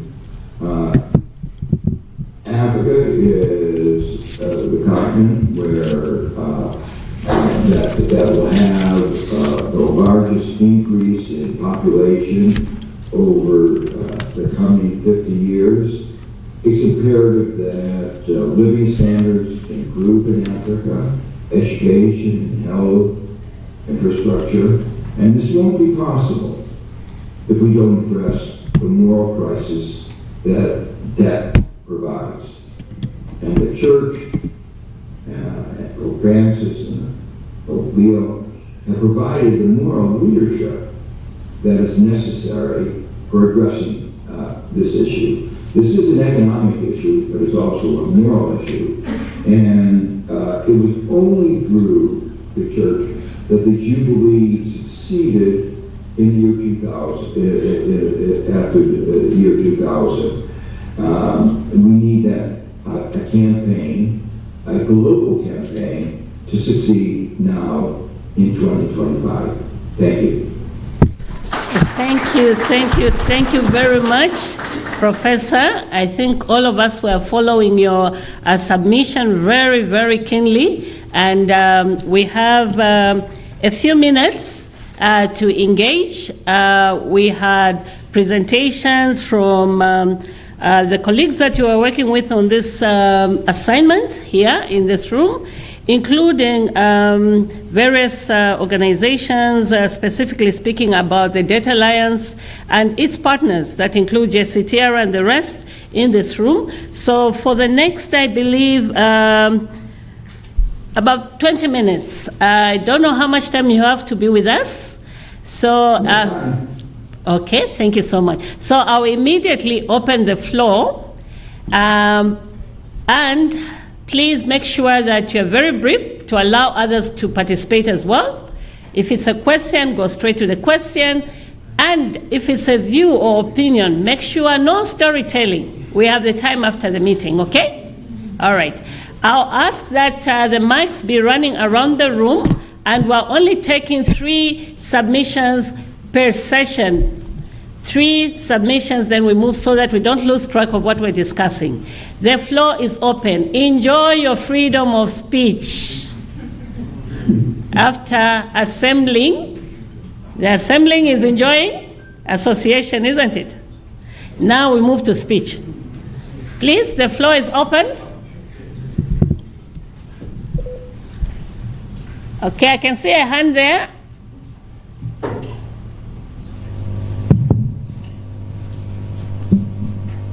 Thank you so much. My name is Tise Mwanza, and I really appreciate the conversation that has already gone up. I think the biggest takeaway I'm having right now is that external factors are really what's truly driving the debt burden that we're experiencing altogether. But even within that, like the skeptic in me is like, okay, so yes, it's external circumstances, but truly what do we have to do as, Africans ourselves to avoid some of these or mitigate some of these external circumstances? I think that's a debate we'll have at a later point, given that we're looking at trying to get debt forgiveness. But my strong question that I have and interest is based on what Professor Chilwa actually presented a little earlier. He noted that the net interest payments, when you look at like the change in that, there was about a 132% increase for African countries compared to other developing countries. I think that was about 64. And I was wondering, in as much as there's that huge difference, some of the earlier data indicated that Africa as a whole actually has lower debt in a nutshell. So I wondered what drove the difference in average when it comes to like this particular change. Was there anything that the other developing nations were doing that we, the African nations, were not necessarily doing? Or is it that we as Africans actually did something that the others were not doing for us to have a bigger change in that payment than what others had actually experienced? Okay, thank you. I allowed her to talk at length because you could tell she's asked 3 questions, so there are 3 questions already asked. But we shall move forward. Very important questions though. Next, there's a hand at the far end. Thank you very much. My question is to Professor Stiglitz. I think there is a conversation right now about critical minerals. How do you think critical minerals can help Africa when it comes to resolving its debt crisis? All right. And then I will purposely encourage female voices to ask questions as long as it's related to what we're discussing in this room. Please. Next. Okay, have I missed a hand? Okay. Thank you very much, and thanks for telling us, because I was going to tell a very long story. Thank you for the presentation, Professor Chilwa. I think for me, what really catches my mind is I don't think we should really shift the the responsibility that our governments sort of have in terms of the debt situation. You see, if you look at the FIC report presently, we've got about 3.5 billion in illicit financial flows that have been sort of projected for the year 2025. So, I'm sorry, the year 2024. So, if you look at the IMF credit facility, it's about 1.3 billion, right? And I do agree that this is a global sort of issue that is embedded in structural issues, but I think we also need to see the role that we have to play as the country. How are we sort of enforcing our legislation to protect the much needed revenue to support our budget? While I truly agree that this is we need global structural reforms at that level, but also I think we should never take away the role and responsibility that the governments, the African governments, have Yeah. Okay, and from here onwards, please, when you want to make a submission, be upstanding for one reason, so that those who are recording this event, we want to be very transparent, are able to capture you.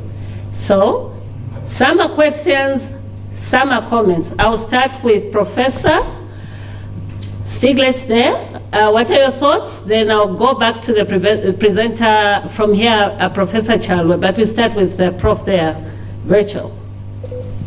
Okay, they're all great questions, and let me try to give the answer to each of the three questions. One of the reasons that Africa has had such an increased debt burden is that the country risk is so much higher. They're paying, I mentioned this, higher interest rates than other regions, particularly advanced countries, but obviously even developing countries. And there are several reasons for that higher risk premium.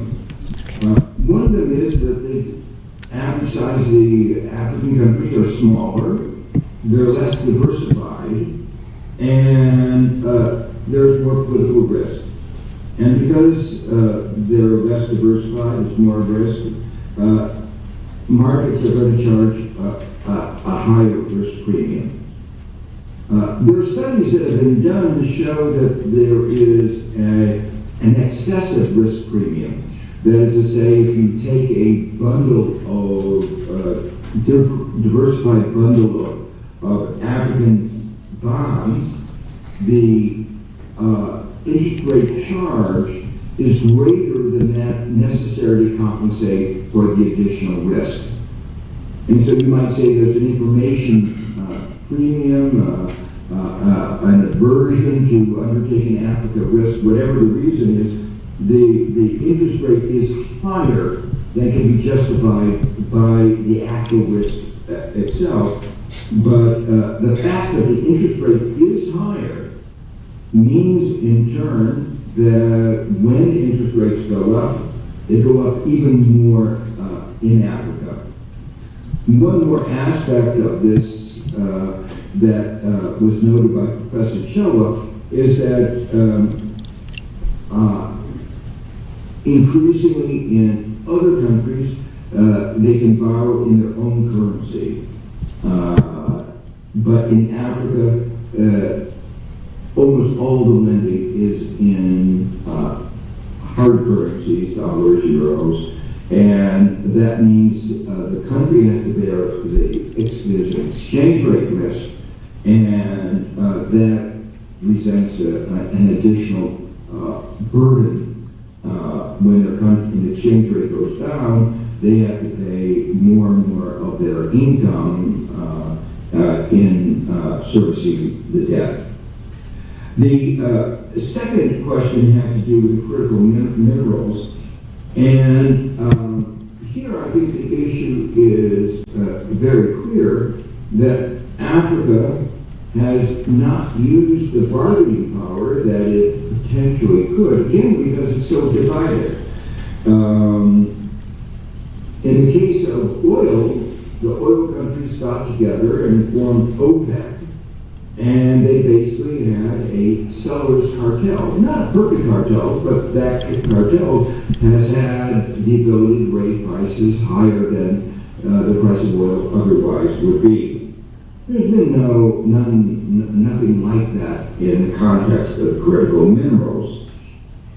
In fact, the agenda of privatization, of selling these mines to private firms, whether in the West or in China, has really taken away all the power of the African countries and given it basically to Western firms or to China. I think Africa ought to take advantage of the fact that they have a disproportionate share of many of the critical minerals and use that bargaining power to their advantage. The third question had to do with illicit financial flows and put some of the onus for Africa's problems on African governments that have not done enough to curb these illicit flows. I partially agree with that, but I also want to say some of the onus also is on the advanced countries. And the reason I say that is that these illicit flows, where are they going from? They're going from Africa, but they're going to places like London or the United States,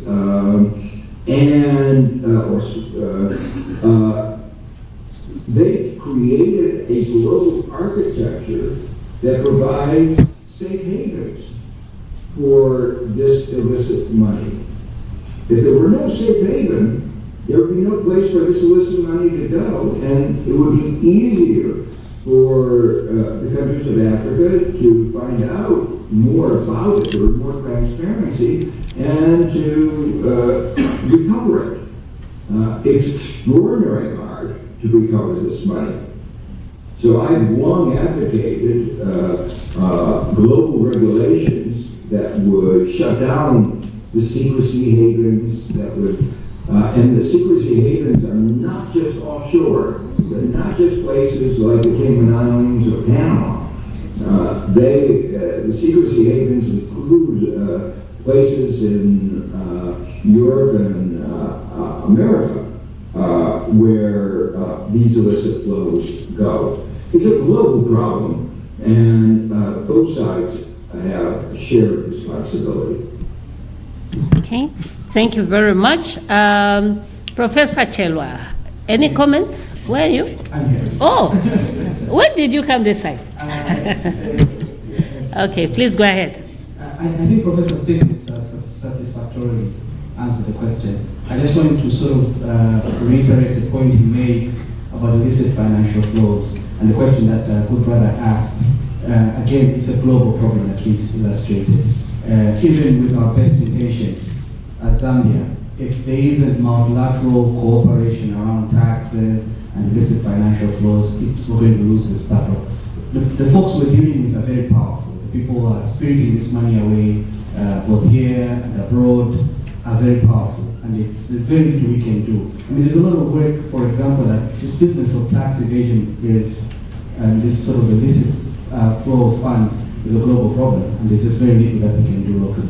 I point our colleagues to the 2015 report that was published by the United Nations Economic Commission for Africa. It's called the Thabo Mbeki High-Level Panel Report on Illicit Financial Flows, whose chief economist was Abdallah Hamdok, the former Prime Minister of Sudan. And they pretty paint the picture that this is a global problem. Again, that's the message, that even with the best person in government in Zambia, right? Again, Father Daniel, if he accepts to run for office and we get him into office, if we don't change the state of play at the global level, there's nothing that he can do, even with his best intentions. That's what I wanted to contribute. But Professor Stiglitz has fantastically answered the other questions. Okay. Please don't sit there and say there's nothing we can do, but what has happened here is they've told us the nature of the problem. It's global. So in that universal problem, what can we do here? It means searching for areas of intervention.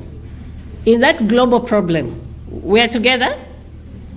So where is the illicit capital coming from? It's Zambia. What can we do at this point?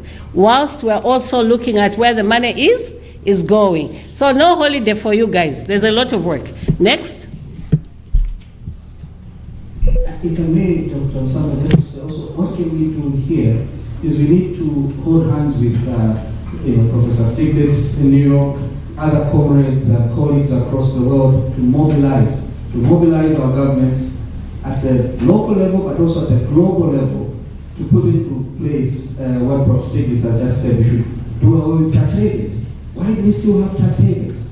Right? Why do we still have tax havens in the US? Why do we have tax havens in the UK, in Switzerland, and everywhere else? So we have to mobilize. I think that's the work we need to do. Start mobilizing at the local, global level in the way that Dr. Zambia generation mobilized across space, across countries. To hold hands with. There are people on the other side in the US and in the UK who are with us. We've got to hold hands with them and mobilize and force a change in global rules around things like this. I think that's what we can do, right? Otherwise, there's nothing that the Zambian government on its own can do to stop this problem. Okay. Thank you. All right. The next set. There's a hand here. Okay. Okay, I like directing. May I direct you to be showing me who should be? Okay, go ahead. One. Okay. Okay. Thank you very much. I think the last point which has been made is very significant because I think there is a vested interest in the existing financial structure. There is no way that the private sector lenders, even the public sector lenders, are going to give up the power that they have and voluntarily surrender and say, yes, we can give concessions in this matter. So the power structure that exists at the moment makes it very difficult for us to move. But even if we identify that there is a problem from the lender's perspective, our capacity to change that is extremely limited. So I think what we should be emphasizing also, while the reform process is necessary for us to bring about real sustainable change, and we must push that agenda, but we must ask ourselves, there is nothing that is going to happen in the short to medium term. So we're stuck with this current structure. So what should we do ourselves as countries? When Professor Shila was giving the graphs, the famous graphs, he talked about the crisis. When you look at the Zambian experience, you see that the debt problem began to build up after 2011. So that is not caused by external factors. That's internal management problem, internal economic management problems. So you see that the debt builds up to 2021, 2020 when there was a default. Then again it starts building up. And so this is almost like a cycle. It is inevitable, it will happen. So we are stuck with this unless we ourselves take decisive measures to say, how do we break out of this problem? What can Zambia do? Because this situation is not going anywhere else. We are stuck with it, so we must push the domestic agenda aggressively. Widespread economic reform is necessary within Zambia, within the African countries. Most of the countries, if you look at them, the state of economic management is pretty powerless. So I would like, while the hypothesis Professor Chia has put across, this is an extremely driven issue. For the purpose of resolving this crisis, I would rather tell it around and say, it is our responsibility to deal with this matter. So this is what we should do. And then also just recognize that in China, they are pushing the global South agenda. How do we change the global world order? How do we change all these attendant factors of the financial structure and so on? All those things are being discussed. So, of course, there's nothing Zambia can do on its own in terms of changing the overall structure. So I think what we need is a global alliance of probably third world countries to help drive an agenda of reform at the global level. But we should also start by looking at what we say, what kind of reform needs to take place. You look through the history of Zambia from the 70s, crisis in the 70s, the crisis up to 2000, now the crisis which is building up. It's the overall economic structure which is built in this country and in African countries in general. Okay, thank you. I'll just remind people to be upstanding when making their points.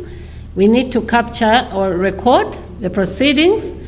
Then I'll remind you as well, very important submissions, but please try to summarize or shorten your submission. Thank you. Thank you. My name is Delegation Victor, the Artistic Director for the South African Art Center. I bring my question right here at home. Somebody asked me this question, I'm an artist, I really didn't have an answer to that. So, social cash transfer, is it sustainable first? Now, social cash transfer is meant to cushion the effects of poverty and debt, at least among the least of us, poor among us. And the question is, don't we think social cash transfer could be, in effect, erode the way communities kind of existed, where the least among communities looked after for the other? And also, what happens when funds dry out? How do then we begin to learn to live with each other? Thank you. Okay, we'll definitely have space to deal with that. And I'll be asking Mr. Wesley Kavamba to be getting ready. After this session, there'll be a slot where we'll be again taken back to why we need to talk about cancellation within the context of what we have discussed. Thank you so much for the opportunity. My question is to Prof. I'm sorry, your name is a bit hard for me to pronounce, but you mentioned on date for nature swap. What does this really look like? Are we talking about the so-called famous carbon finance, or is it the carbon credits? How does this work, and how does Zambia benefit from this? Thank you. Okay, the third hand.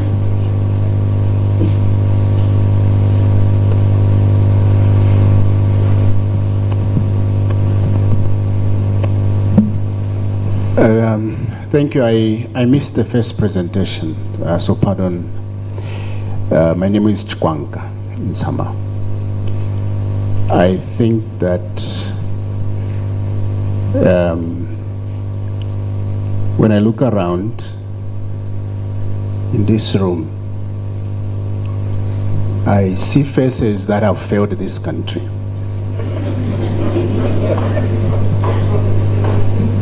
Somebody is calling you a failure and you're laughing. Okay, all right. Because we need to get back home. And home is not in abstract. Home is you. Home is me. To begin to unlearn. But we're not ready. We're not willing. Because it requires us to think outside what we know. What the professor was saying, both of them, is that this is cyclic. We know. Because we've read about them. We've gotten paid because of our qualifications and so on, out of repeating the same things we know. So when I say in here, in this room, are people that have failed this country, including myself. Thank you. So let's open up to unlearning and find locally driven solutions. If we allowed ourselves to forget, to adapt the knowledge we have acquired to the local context, I think we can. The question is, are we ready? Are we willing? Otherwise, our children will come back in this room 25 years from now, be talking about the same thing. Thank you. Thank you very much. Okay, there was another hand there. Can I? I'm going to have to go in just a couple of minutes. Can I answer the questions that I can answer, and then you can go on? Sure, Prof. Sure. We were told your time is limited, so we'll give you priority right now. Thank you. Hang on. We'll come back to the group. Please, you can go ahead. Yeah. So let me just answer a couple of the questions that were particularly addressed to me.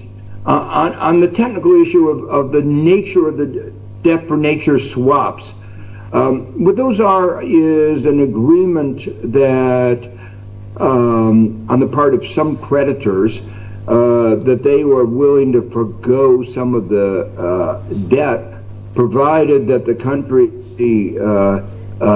undertakes certain actions to protect nature.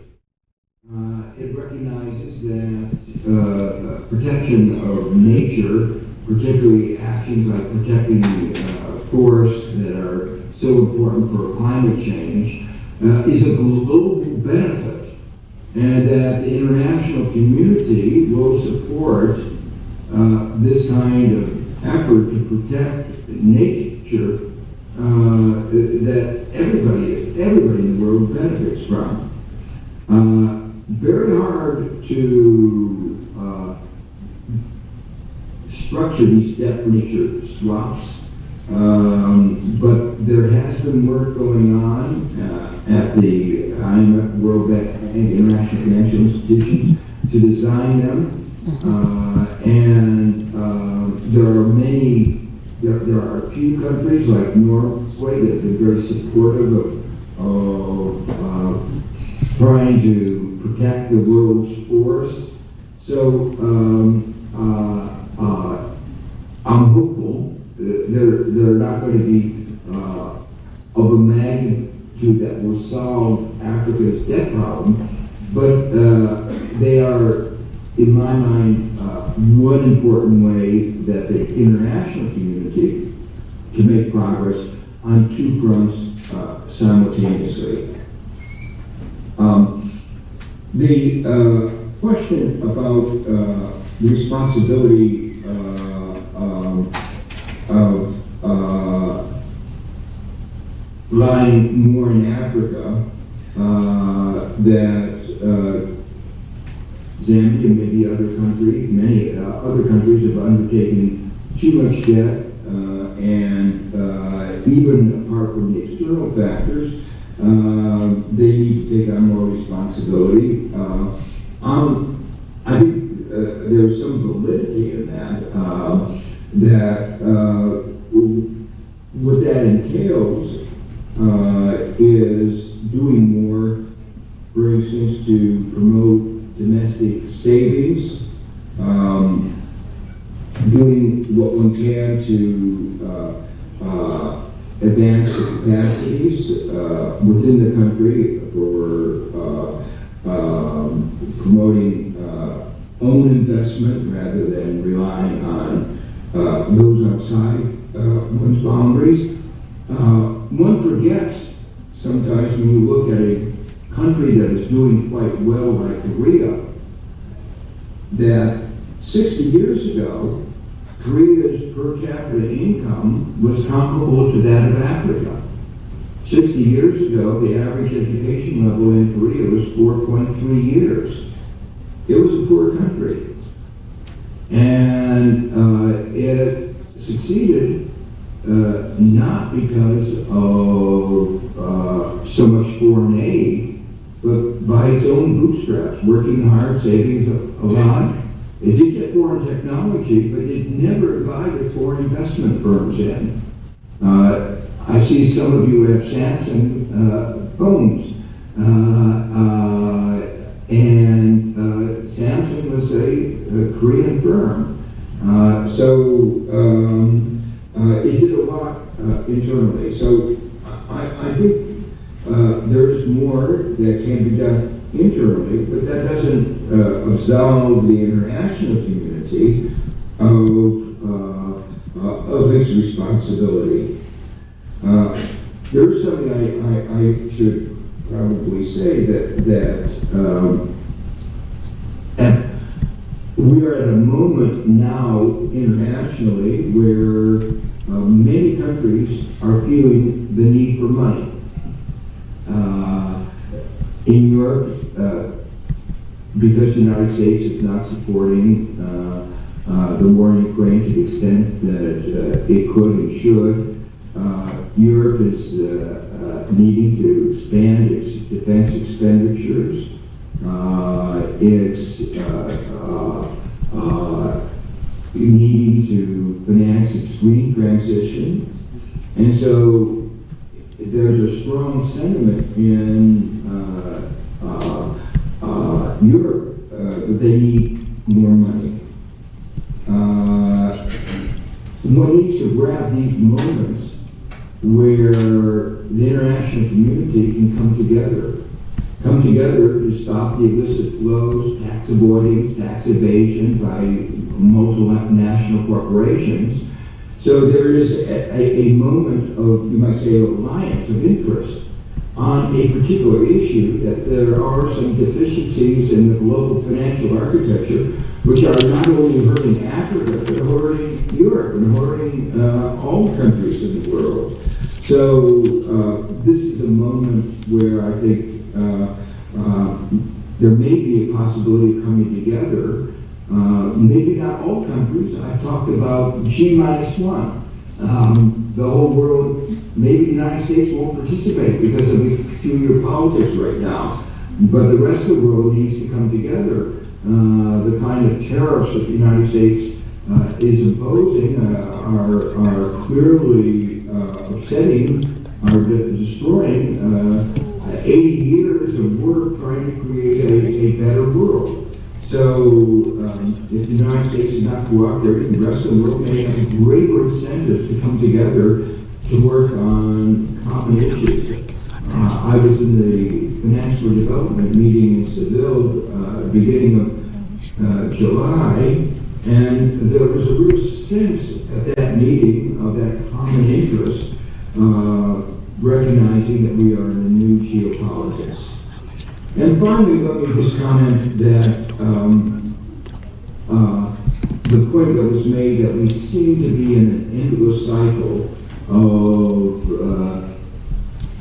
having more debt, then debt relief, then more debt, and then more debt relief going. That's right. And we need to recognize that the problem here is problem of incentives. There are some underlying problems that are driving this repeated cycles of excessive indebtedness and the difficulties of resolving those debt problems. And that's why the Jubilee report tried to focus on what were these underlying problems, including the deficiencies in incentives that made us go through the same cycle over and over again. And hopefully we'll be able, if we understand the sources of the problem, we'll be able to break out of the cycle. I'm hopeful that we'll take the advantage of the 2025 Jubilee to at least begin breaking out of that cycle. Thank you very much, Professor, and I think the group has followed from the start very keenly. We really appreciate and we hope that we'll continue working together with you. And our hope is that indeed we make a breakthrough, no matter the difficulty we are facing in terms of getting to the real long-lasting solutions. I think every step means something for us, especially here, this side of the world. Thank you so much and keep up the good works. I will immediately ask the team to give you an applause and to bring to the attention of this group that Professor has released another book, with very, very strong insights on what we are discussing and other subjects. The title is People, Power, and Profits. So just the title tells you there's a lot inside that book that can help us deal with what we are discussing. Thank you and keep up the good work. Until next time, bye. Thank you. Okay. Okay. I had asked for Mr. Wesley Kavamba, and I'll also ask for Mr. Isaac Maipopa to be getting ready to make their input. Each will have about 3 minutes, also to highlight the very good work that their organizations have been undertaking on the subject of our topic today. I can't see both men. It's a woman commanding you to come. If I may, I just wanted I'm coming back to you. Oh, good. Yes, I'm just rearranging my home. Yes, you know women love arranging things properly. Yes, thank you. So Wesley, you're there, and Isaac, you are there. Okay, 3 minutes each. Start putting your messages together. Thank you. So we go back now to Prof here. The other Prof has gone, so you're remaining now. Your final punch thoughts about what we've discussed. Thank you so much, Dr. Msaba, for being able to direct the sermons. I just wanted to respond to the question about the social cash transfer and to talk a little bit about its evolution, right, and how it came about. It came from the IMF and World Bank because in the 90s when they were doing structural adjustment, there was all this backlash. Your generation really pushed that backlash. And then they began to talk about adjustment with the human face. So this social cash transfer is their version of paying with the human face. Now, I don't know if anybody has looked at the numbers of what's the quantum, the amount of this social cash transfer. It is peanuts, right? Honestly, JCTR does the work on what it costs to run a family every month in Lusaka, link it to a dollar. Those are the cities that collect the data. Look at that amount and then compare it with the social cash transfer. It is a pittance. And it's for the ultra poor only. What about the working poor? Right? What about the working poor? So social cash transfer cannot be said to adequately cushion the Zambian people against the harsh austerity measures that come from the IMF. Right? So really we've got to rethink how we protect those who are the most vulnerable. And SCT is an insult to them, is what I would say, right? We've got to really think that. The other point, my last point, Dr. Mpuku, you made some very interesting submissions. Dr. Kaulu and myself have a paper where we're trying to put Zambia's debt in historical context. So one of the reasons why in 2011 we began to borrow a lot is in the mind of the authorities then, right, they inherit a country that is, infrastructure-wise, it is in trouble. And the reason why the infrastructure deficit is there in 2011 is you've got to go back to the early 90s. Again, history matters. In the early 90s, when the IMF comes to town, they institute what is called the cash budget. I think Dr. Mpuku remember then what a cash budget entailed.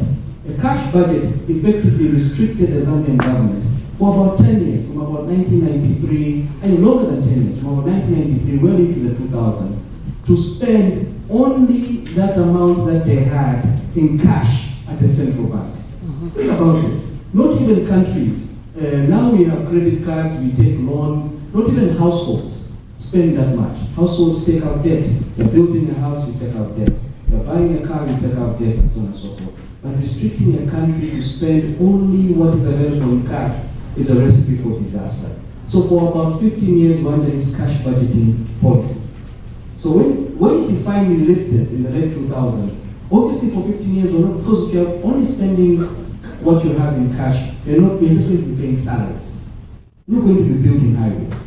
You're not going to be building power stations. You're not going to be building hospitals. You're not going to be building roads. So in 2011, in my estimation, the government then thought, okay, we've gotten a Fitch rating, maybe this is the only option we have to plug that infrastructure deficit. But the work of the commission, as Prof. Stiglitz has illustrated, is the type of financing we got was the wrong one. But it was the only one available, right, which is a global structural problem. If somebody becomes the Minister of Power in 2030, or I suspect even now the current administration, they're struggling with electricity, right? If they could borrow to fix it, I suspect they would be tempted to do it. So my point is to say we always have to understand things in historical context. There's a historical explanation often to how our authorities make decisions. Sometimes they're wrong. Sometimes they're wrong and we should call them out for it. Sometimes they just have no choice and circumstances beyond their control. So that's my last message. Thank you so much for this opportunity. A great honor to speak in my hometown. A great honor to see friends that I went to high school with in the audience and friends of mine from all sorts of places. And thanks to you, Dr. Msamba. You're a hero of mine. So thank you for coming here to be Director of Ceremonies. Thank you so much.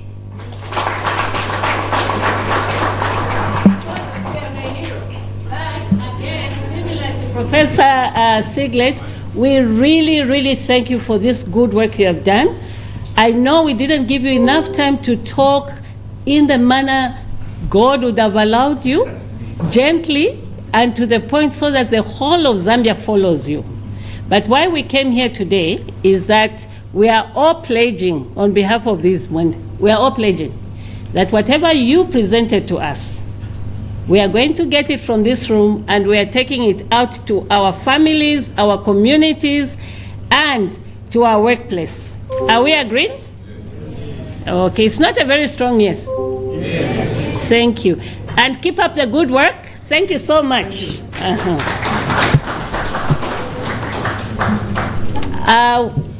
This feedback form after the session is done. Okay. You just have to scan the QR code, but just make sure your mic is on. Okay. There are two gentlemen, two men. I don't want to add gentle.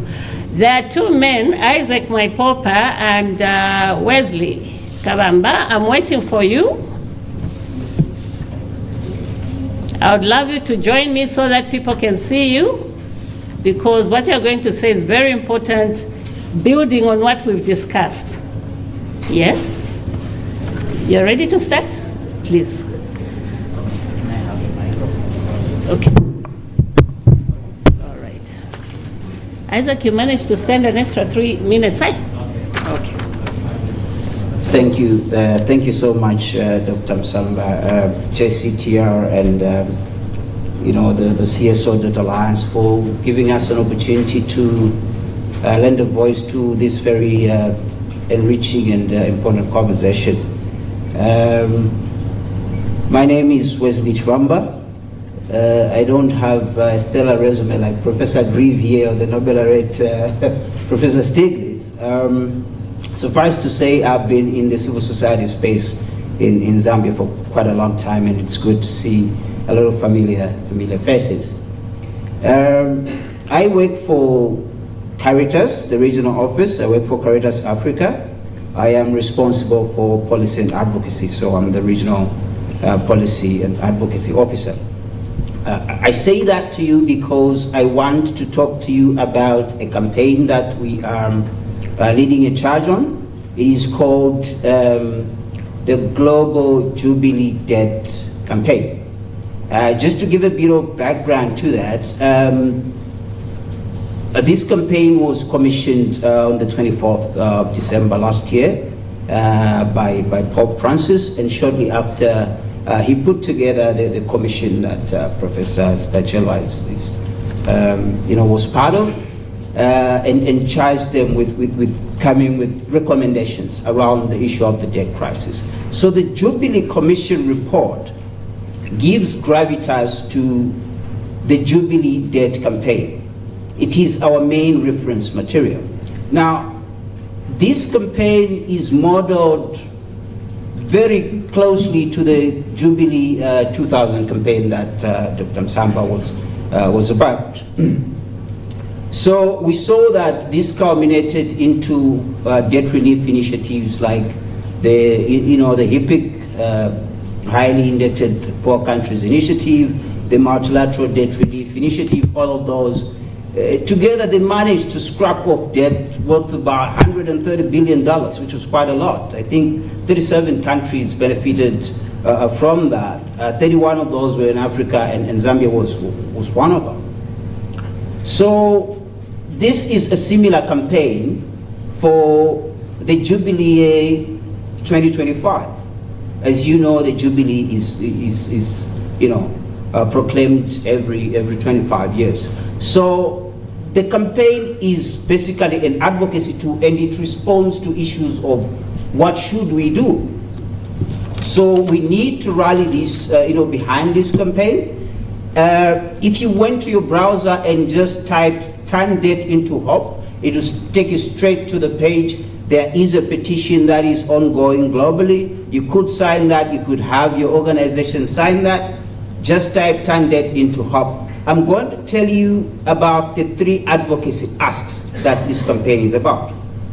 1, it talks about ending the debt crisis now by canceling the unjust and unsustainable debt without any economic conditions.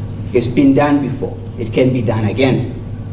Even if you talk about restructuring, right now the countries are in a vice. Even if you give them more years to repay, they'll not manage to do that. We can talk about restructuring later, but as at now, we are talking about debt cancellation.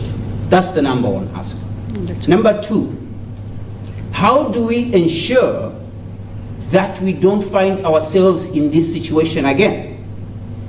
There was debt relief in 2000, but we are back to where we started. How do we ensure that the debt crisis does not befall us again?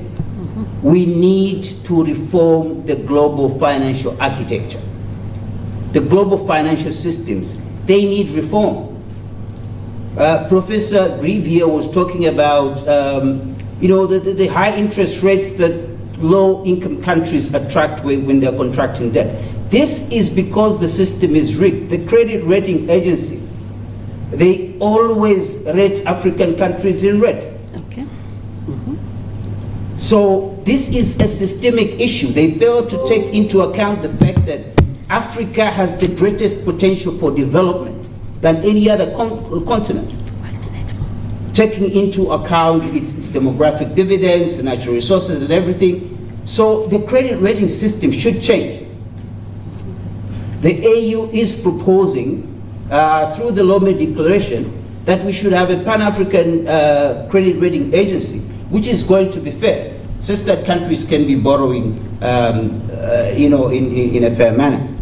I'm reminded that I've got very little time. The third ask is that we need to establish a different debt framework than the G20 common framework.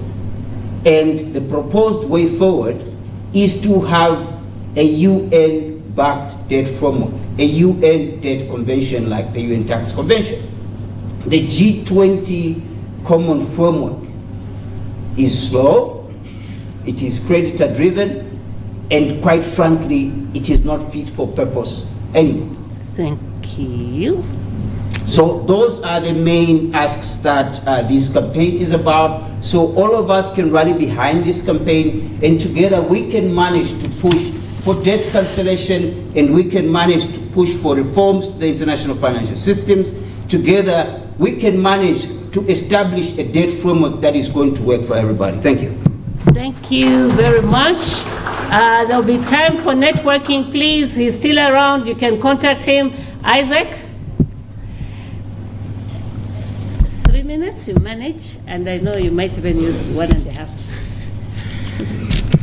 Please go ahead. Thank you so much. My name is Isaac Mwaipopo. I am from the Center for Trade Policy and Development, which currently serves as Secretariat for the CSO Debt Alliance. Allow me to begin by joining in commending our two professors for the two presentations that have been delivered, which have helped to set the scene and also help us to contextualize the problem that we have on the continent as well as at a country level. I think the discussion has touched on a number of issues, part of it reminding us in terms of the importance or significance of the Jubilee year, but also touching on the importance for our government, in particular in terms of looking at national level, to think through in terms of some of the options that they are exploring in finalizing the debt restructuring, a recommendation given by our chair around the need for us to undertake a detailed evaluation with regards to how the extended credit facility has functioned, some of the impacts or effects it has had before we talk about extending it also to 2026, especially that we'll have elections in 2026. But more importantly, it would also be good for the Civil Society Debt Alliance to equally consider doing an independent evaluation, outside one that can be commissioned by the government, taking into consideration that government have been the implementers. And it would also be important that we equally look at doing our own independent one. I think some of the other issues that have been touched on speak to some of the concerns we have been raising from the Debt Alliance around the G20 common framework, and it also reminds us of the recent meeting that was hosted by the Catholic bishops in Cape Town, where from the CSO Debt Alliance we shared our views where we concluded that there's nothing common about the common framework, especially looking at how it has been handled. In terms of the way forward for this work that we've been doing together under the Alliance, there are a number of other activities that are planned. Our colleagues from Caritas, the Jet Street Center for Theological Reflections, working with the CSO Data Alliance, are planning to take into consideration most of the key issues that have come out of this place to also build up in terms of the advocacy campaigns that we are doing, studies, hosting of meetings. We equally continue to appeal to our colleagues from the media to continue sharing most of these messages that are coming through from meetings like this one, as well as various studies that are conducted by members of the CSO Data Alliance. Thank you so much.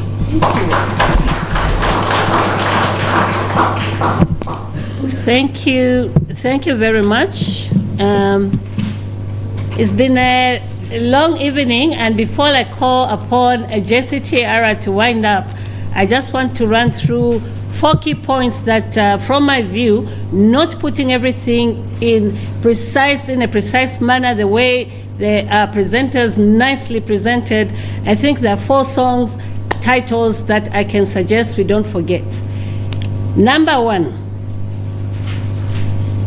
we are told that the very, very perilous debt trap that Zambia has found itself in again should be seen as originating largely from a failing global financial architecture.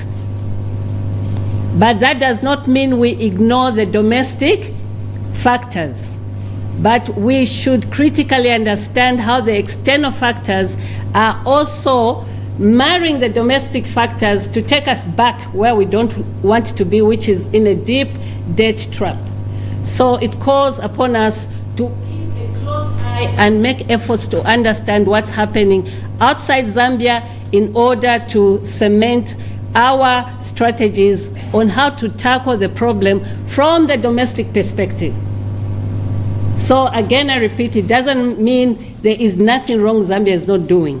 But how can we resolve this problem from our level with a clear understanding of what's happening internationally? So we work here, we join the regional initiatives up to the international level.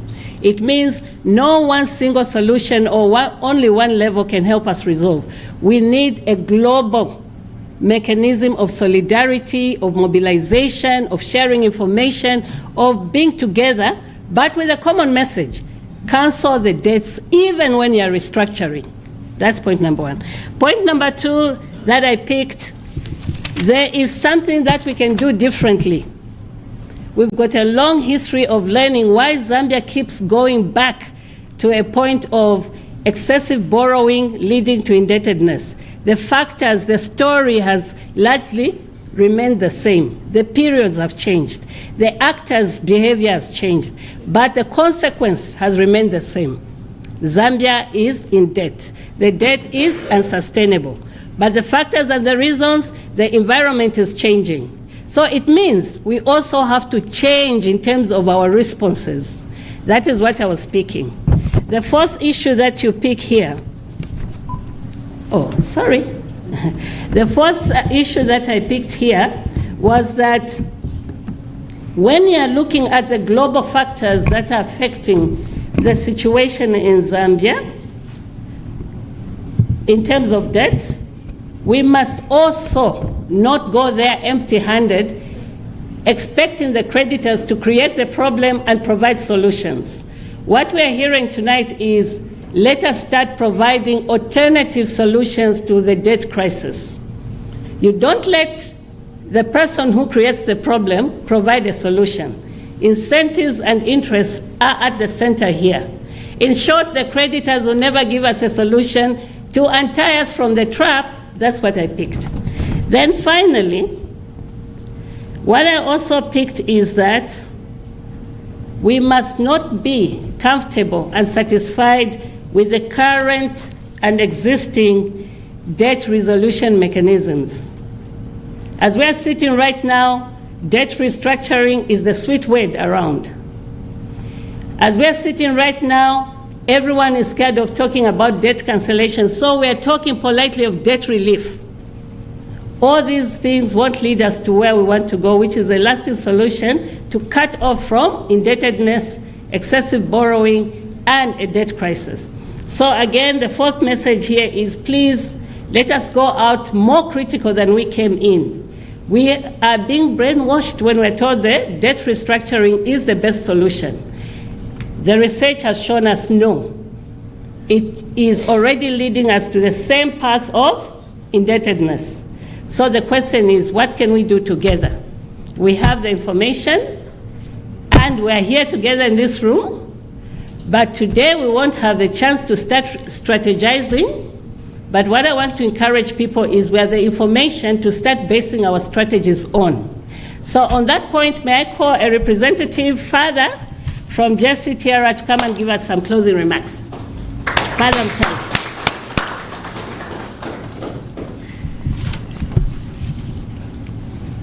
Thank you. Thank you, too. As every good Zambian would put it, my job is very easy. I just want to express my sincere thanks to the JCTR members of staff, those who worked really hard to put this, to organize the logistics and to ensure that we have a very successful conversation. My sincere thanks go to Caritas Zambia, Caritas Africa, the CSO Data Alliance Secretariat, Mr. Isaac Moipopo and team for a fantastic job in supporting this event. And of course, you, our viewers who are, our listeners who are here and those viewing and listening and following online. Of course, my thanks would be incomplete without extending a really heartfelt gratitude to Professor Grieve Cherwa and Professor Joseph Stiglitz for a wonderful expose. May I ask that we stand and give them a standing ovation, please?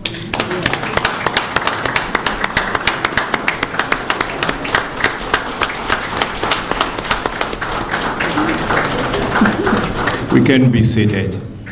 And thank you so much, Dr. Charity Musamba, for reinvigorating the spirit of the Jubilee 2000 in us, reminding us of what we need to do. And with those remarks, I declare this session officially closed. Thank you.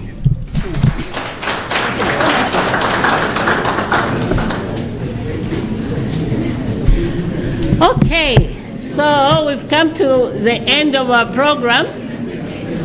Closing prayer? Our Father, closing prayer. May we, hello?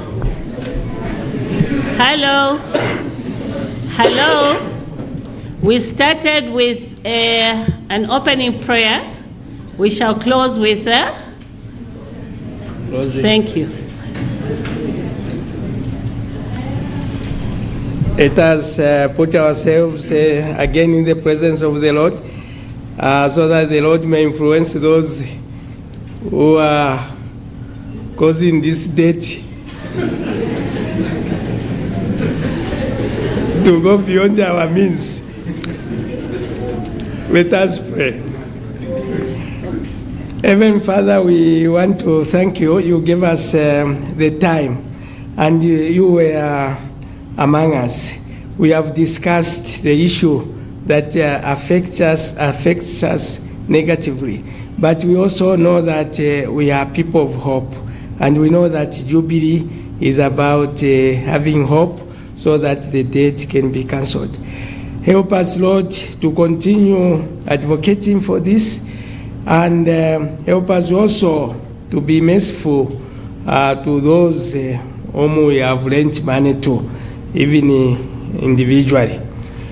Lord, as we prepare to go to our different destinations, we ask you to protect us so that we may reach our destination safely and continue doing your work. Bless each and every person here and protect each and every person. We ask all this through Christ our Lord. Amen. Thank you so much, Father. Thank you. Please, before you leave, a very small reminder, but very important. There's a feedback form wherever you're sitting. We would really appreciate to get your responses. Our work depends on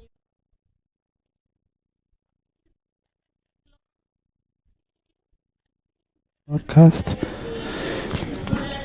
We were streaming from here at Southern Sun Hotel, the Jubilee Commission on Debt Report Dissemination Session, Pathways to Long-Term Debt Sustainability for Zambia. And hope you heard it all. This was organized by JCTR, the Jesuit Center, Theological Reflection, COS Debt Alliance, and Caritas Zambia. So wherever you're watching from, you are made aware that Lumen TV does indeed provide these services, both on Facebook, YouTube, and TV. So anytime you can call us and we'll be able to provide these services. Thank you to Caritas Zambia, JCTR, and their partners for inviting us indeed to carry out this live broadcast. Join us on Saturday when we'll be in Solwezi for the ordination, the priestly ordination. Bye for now.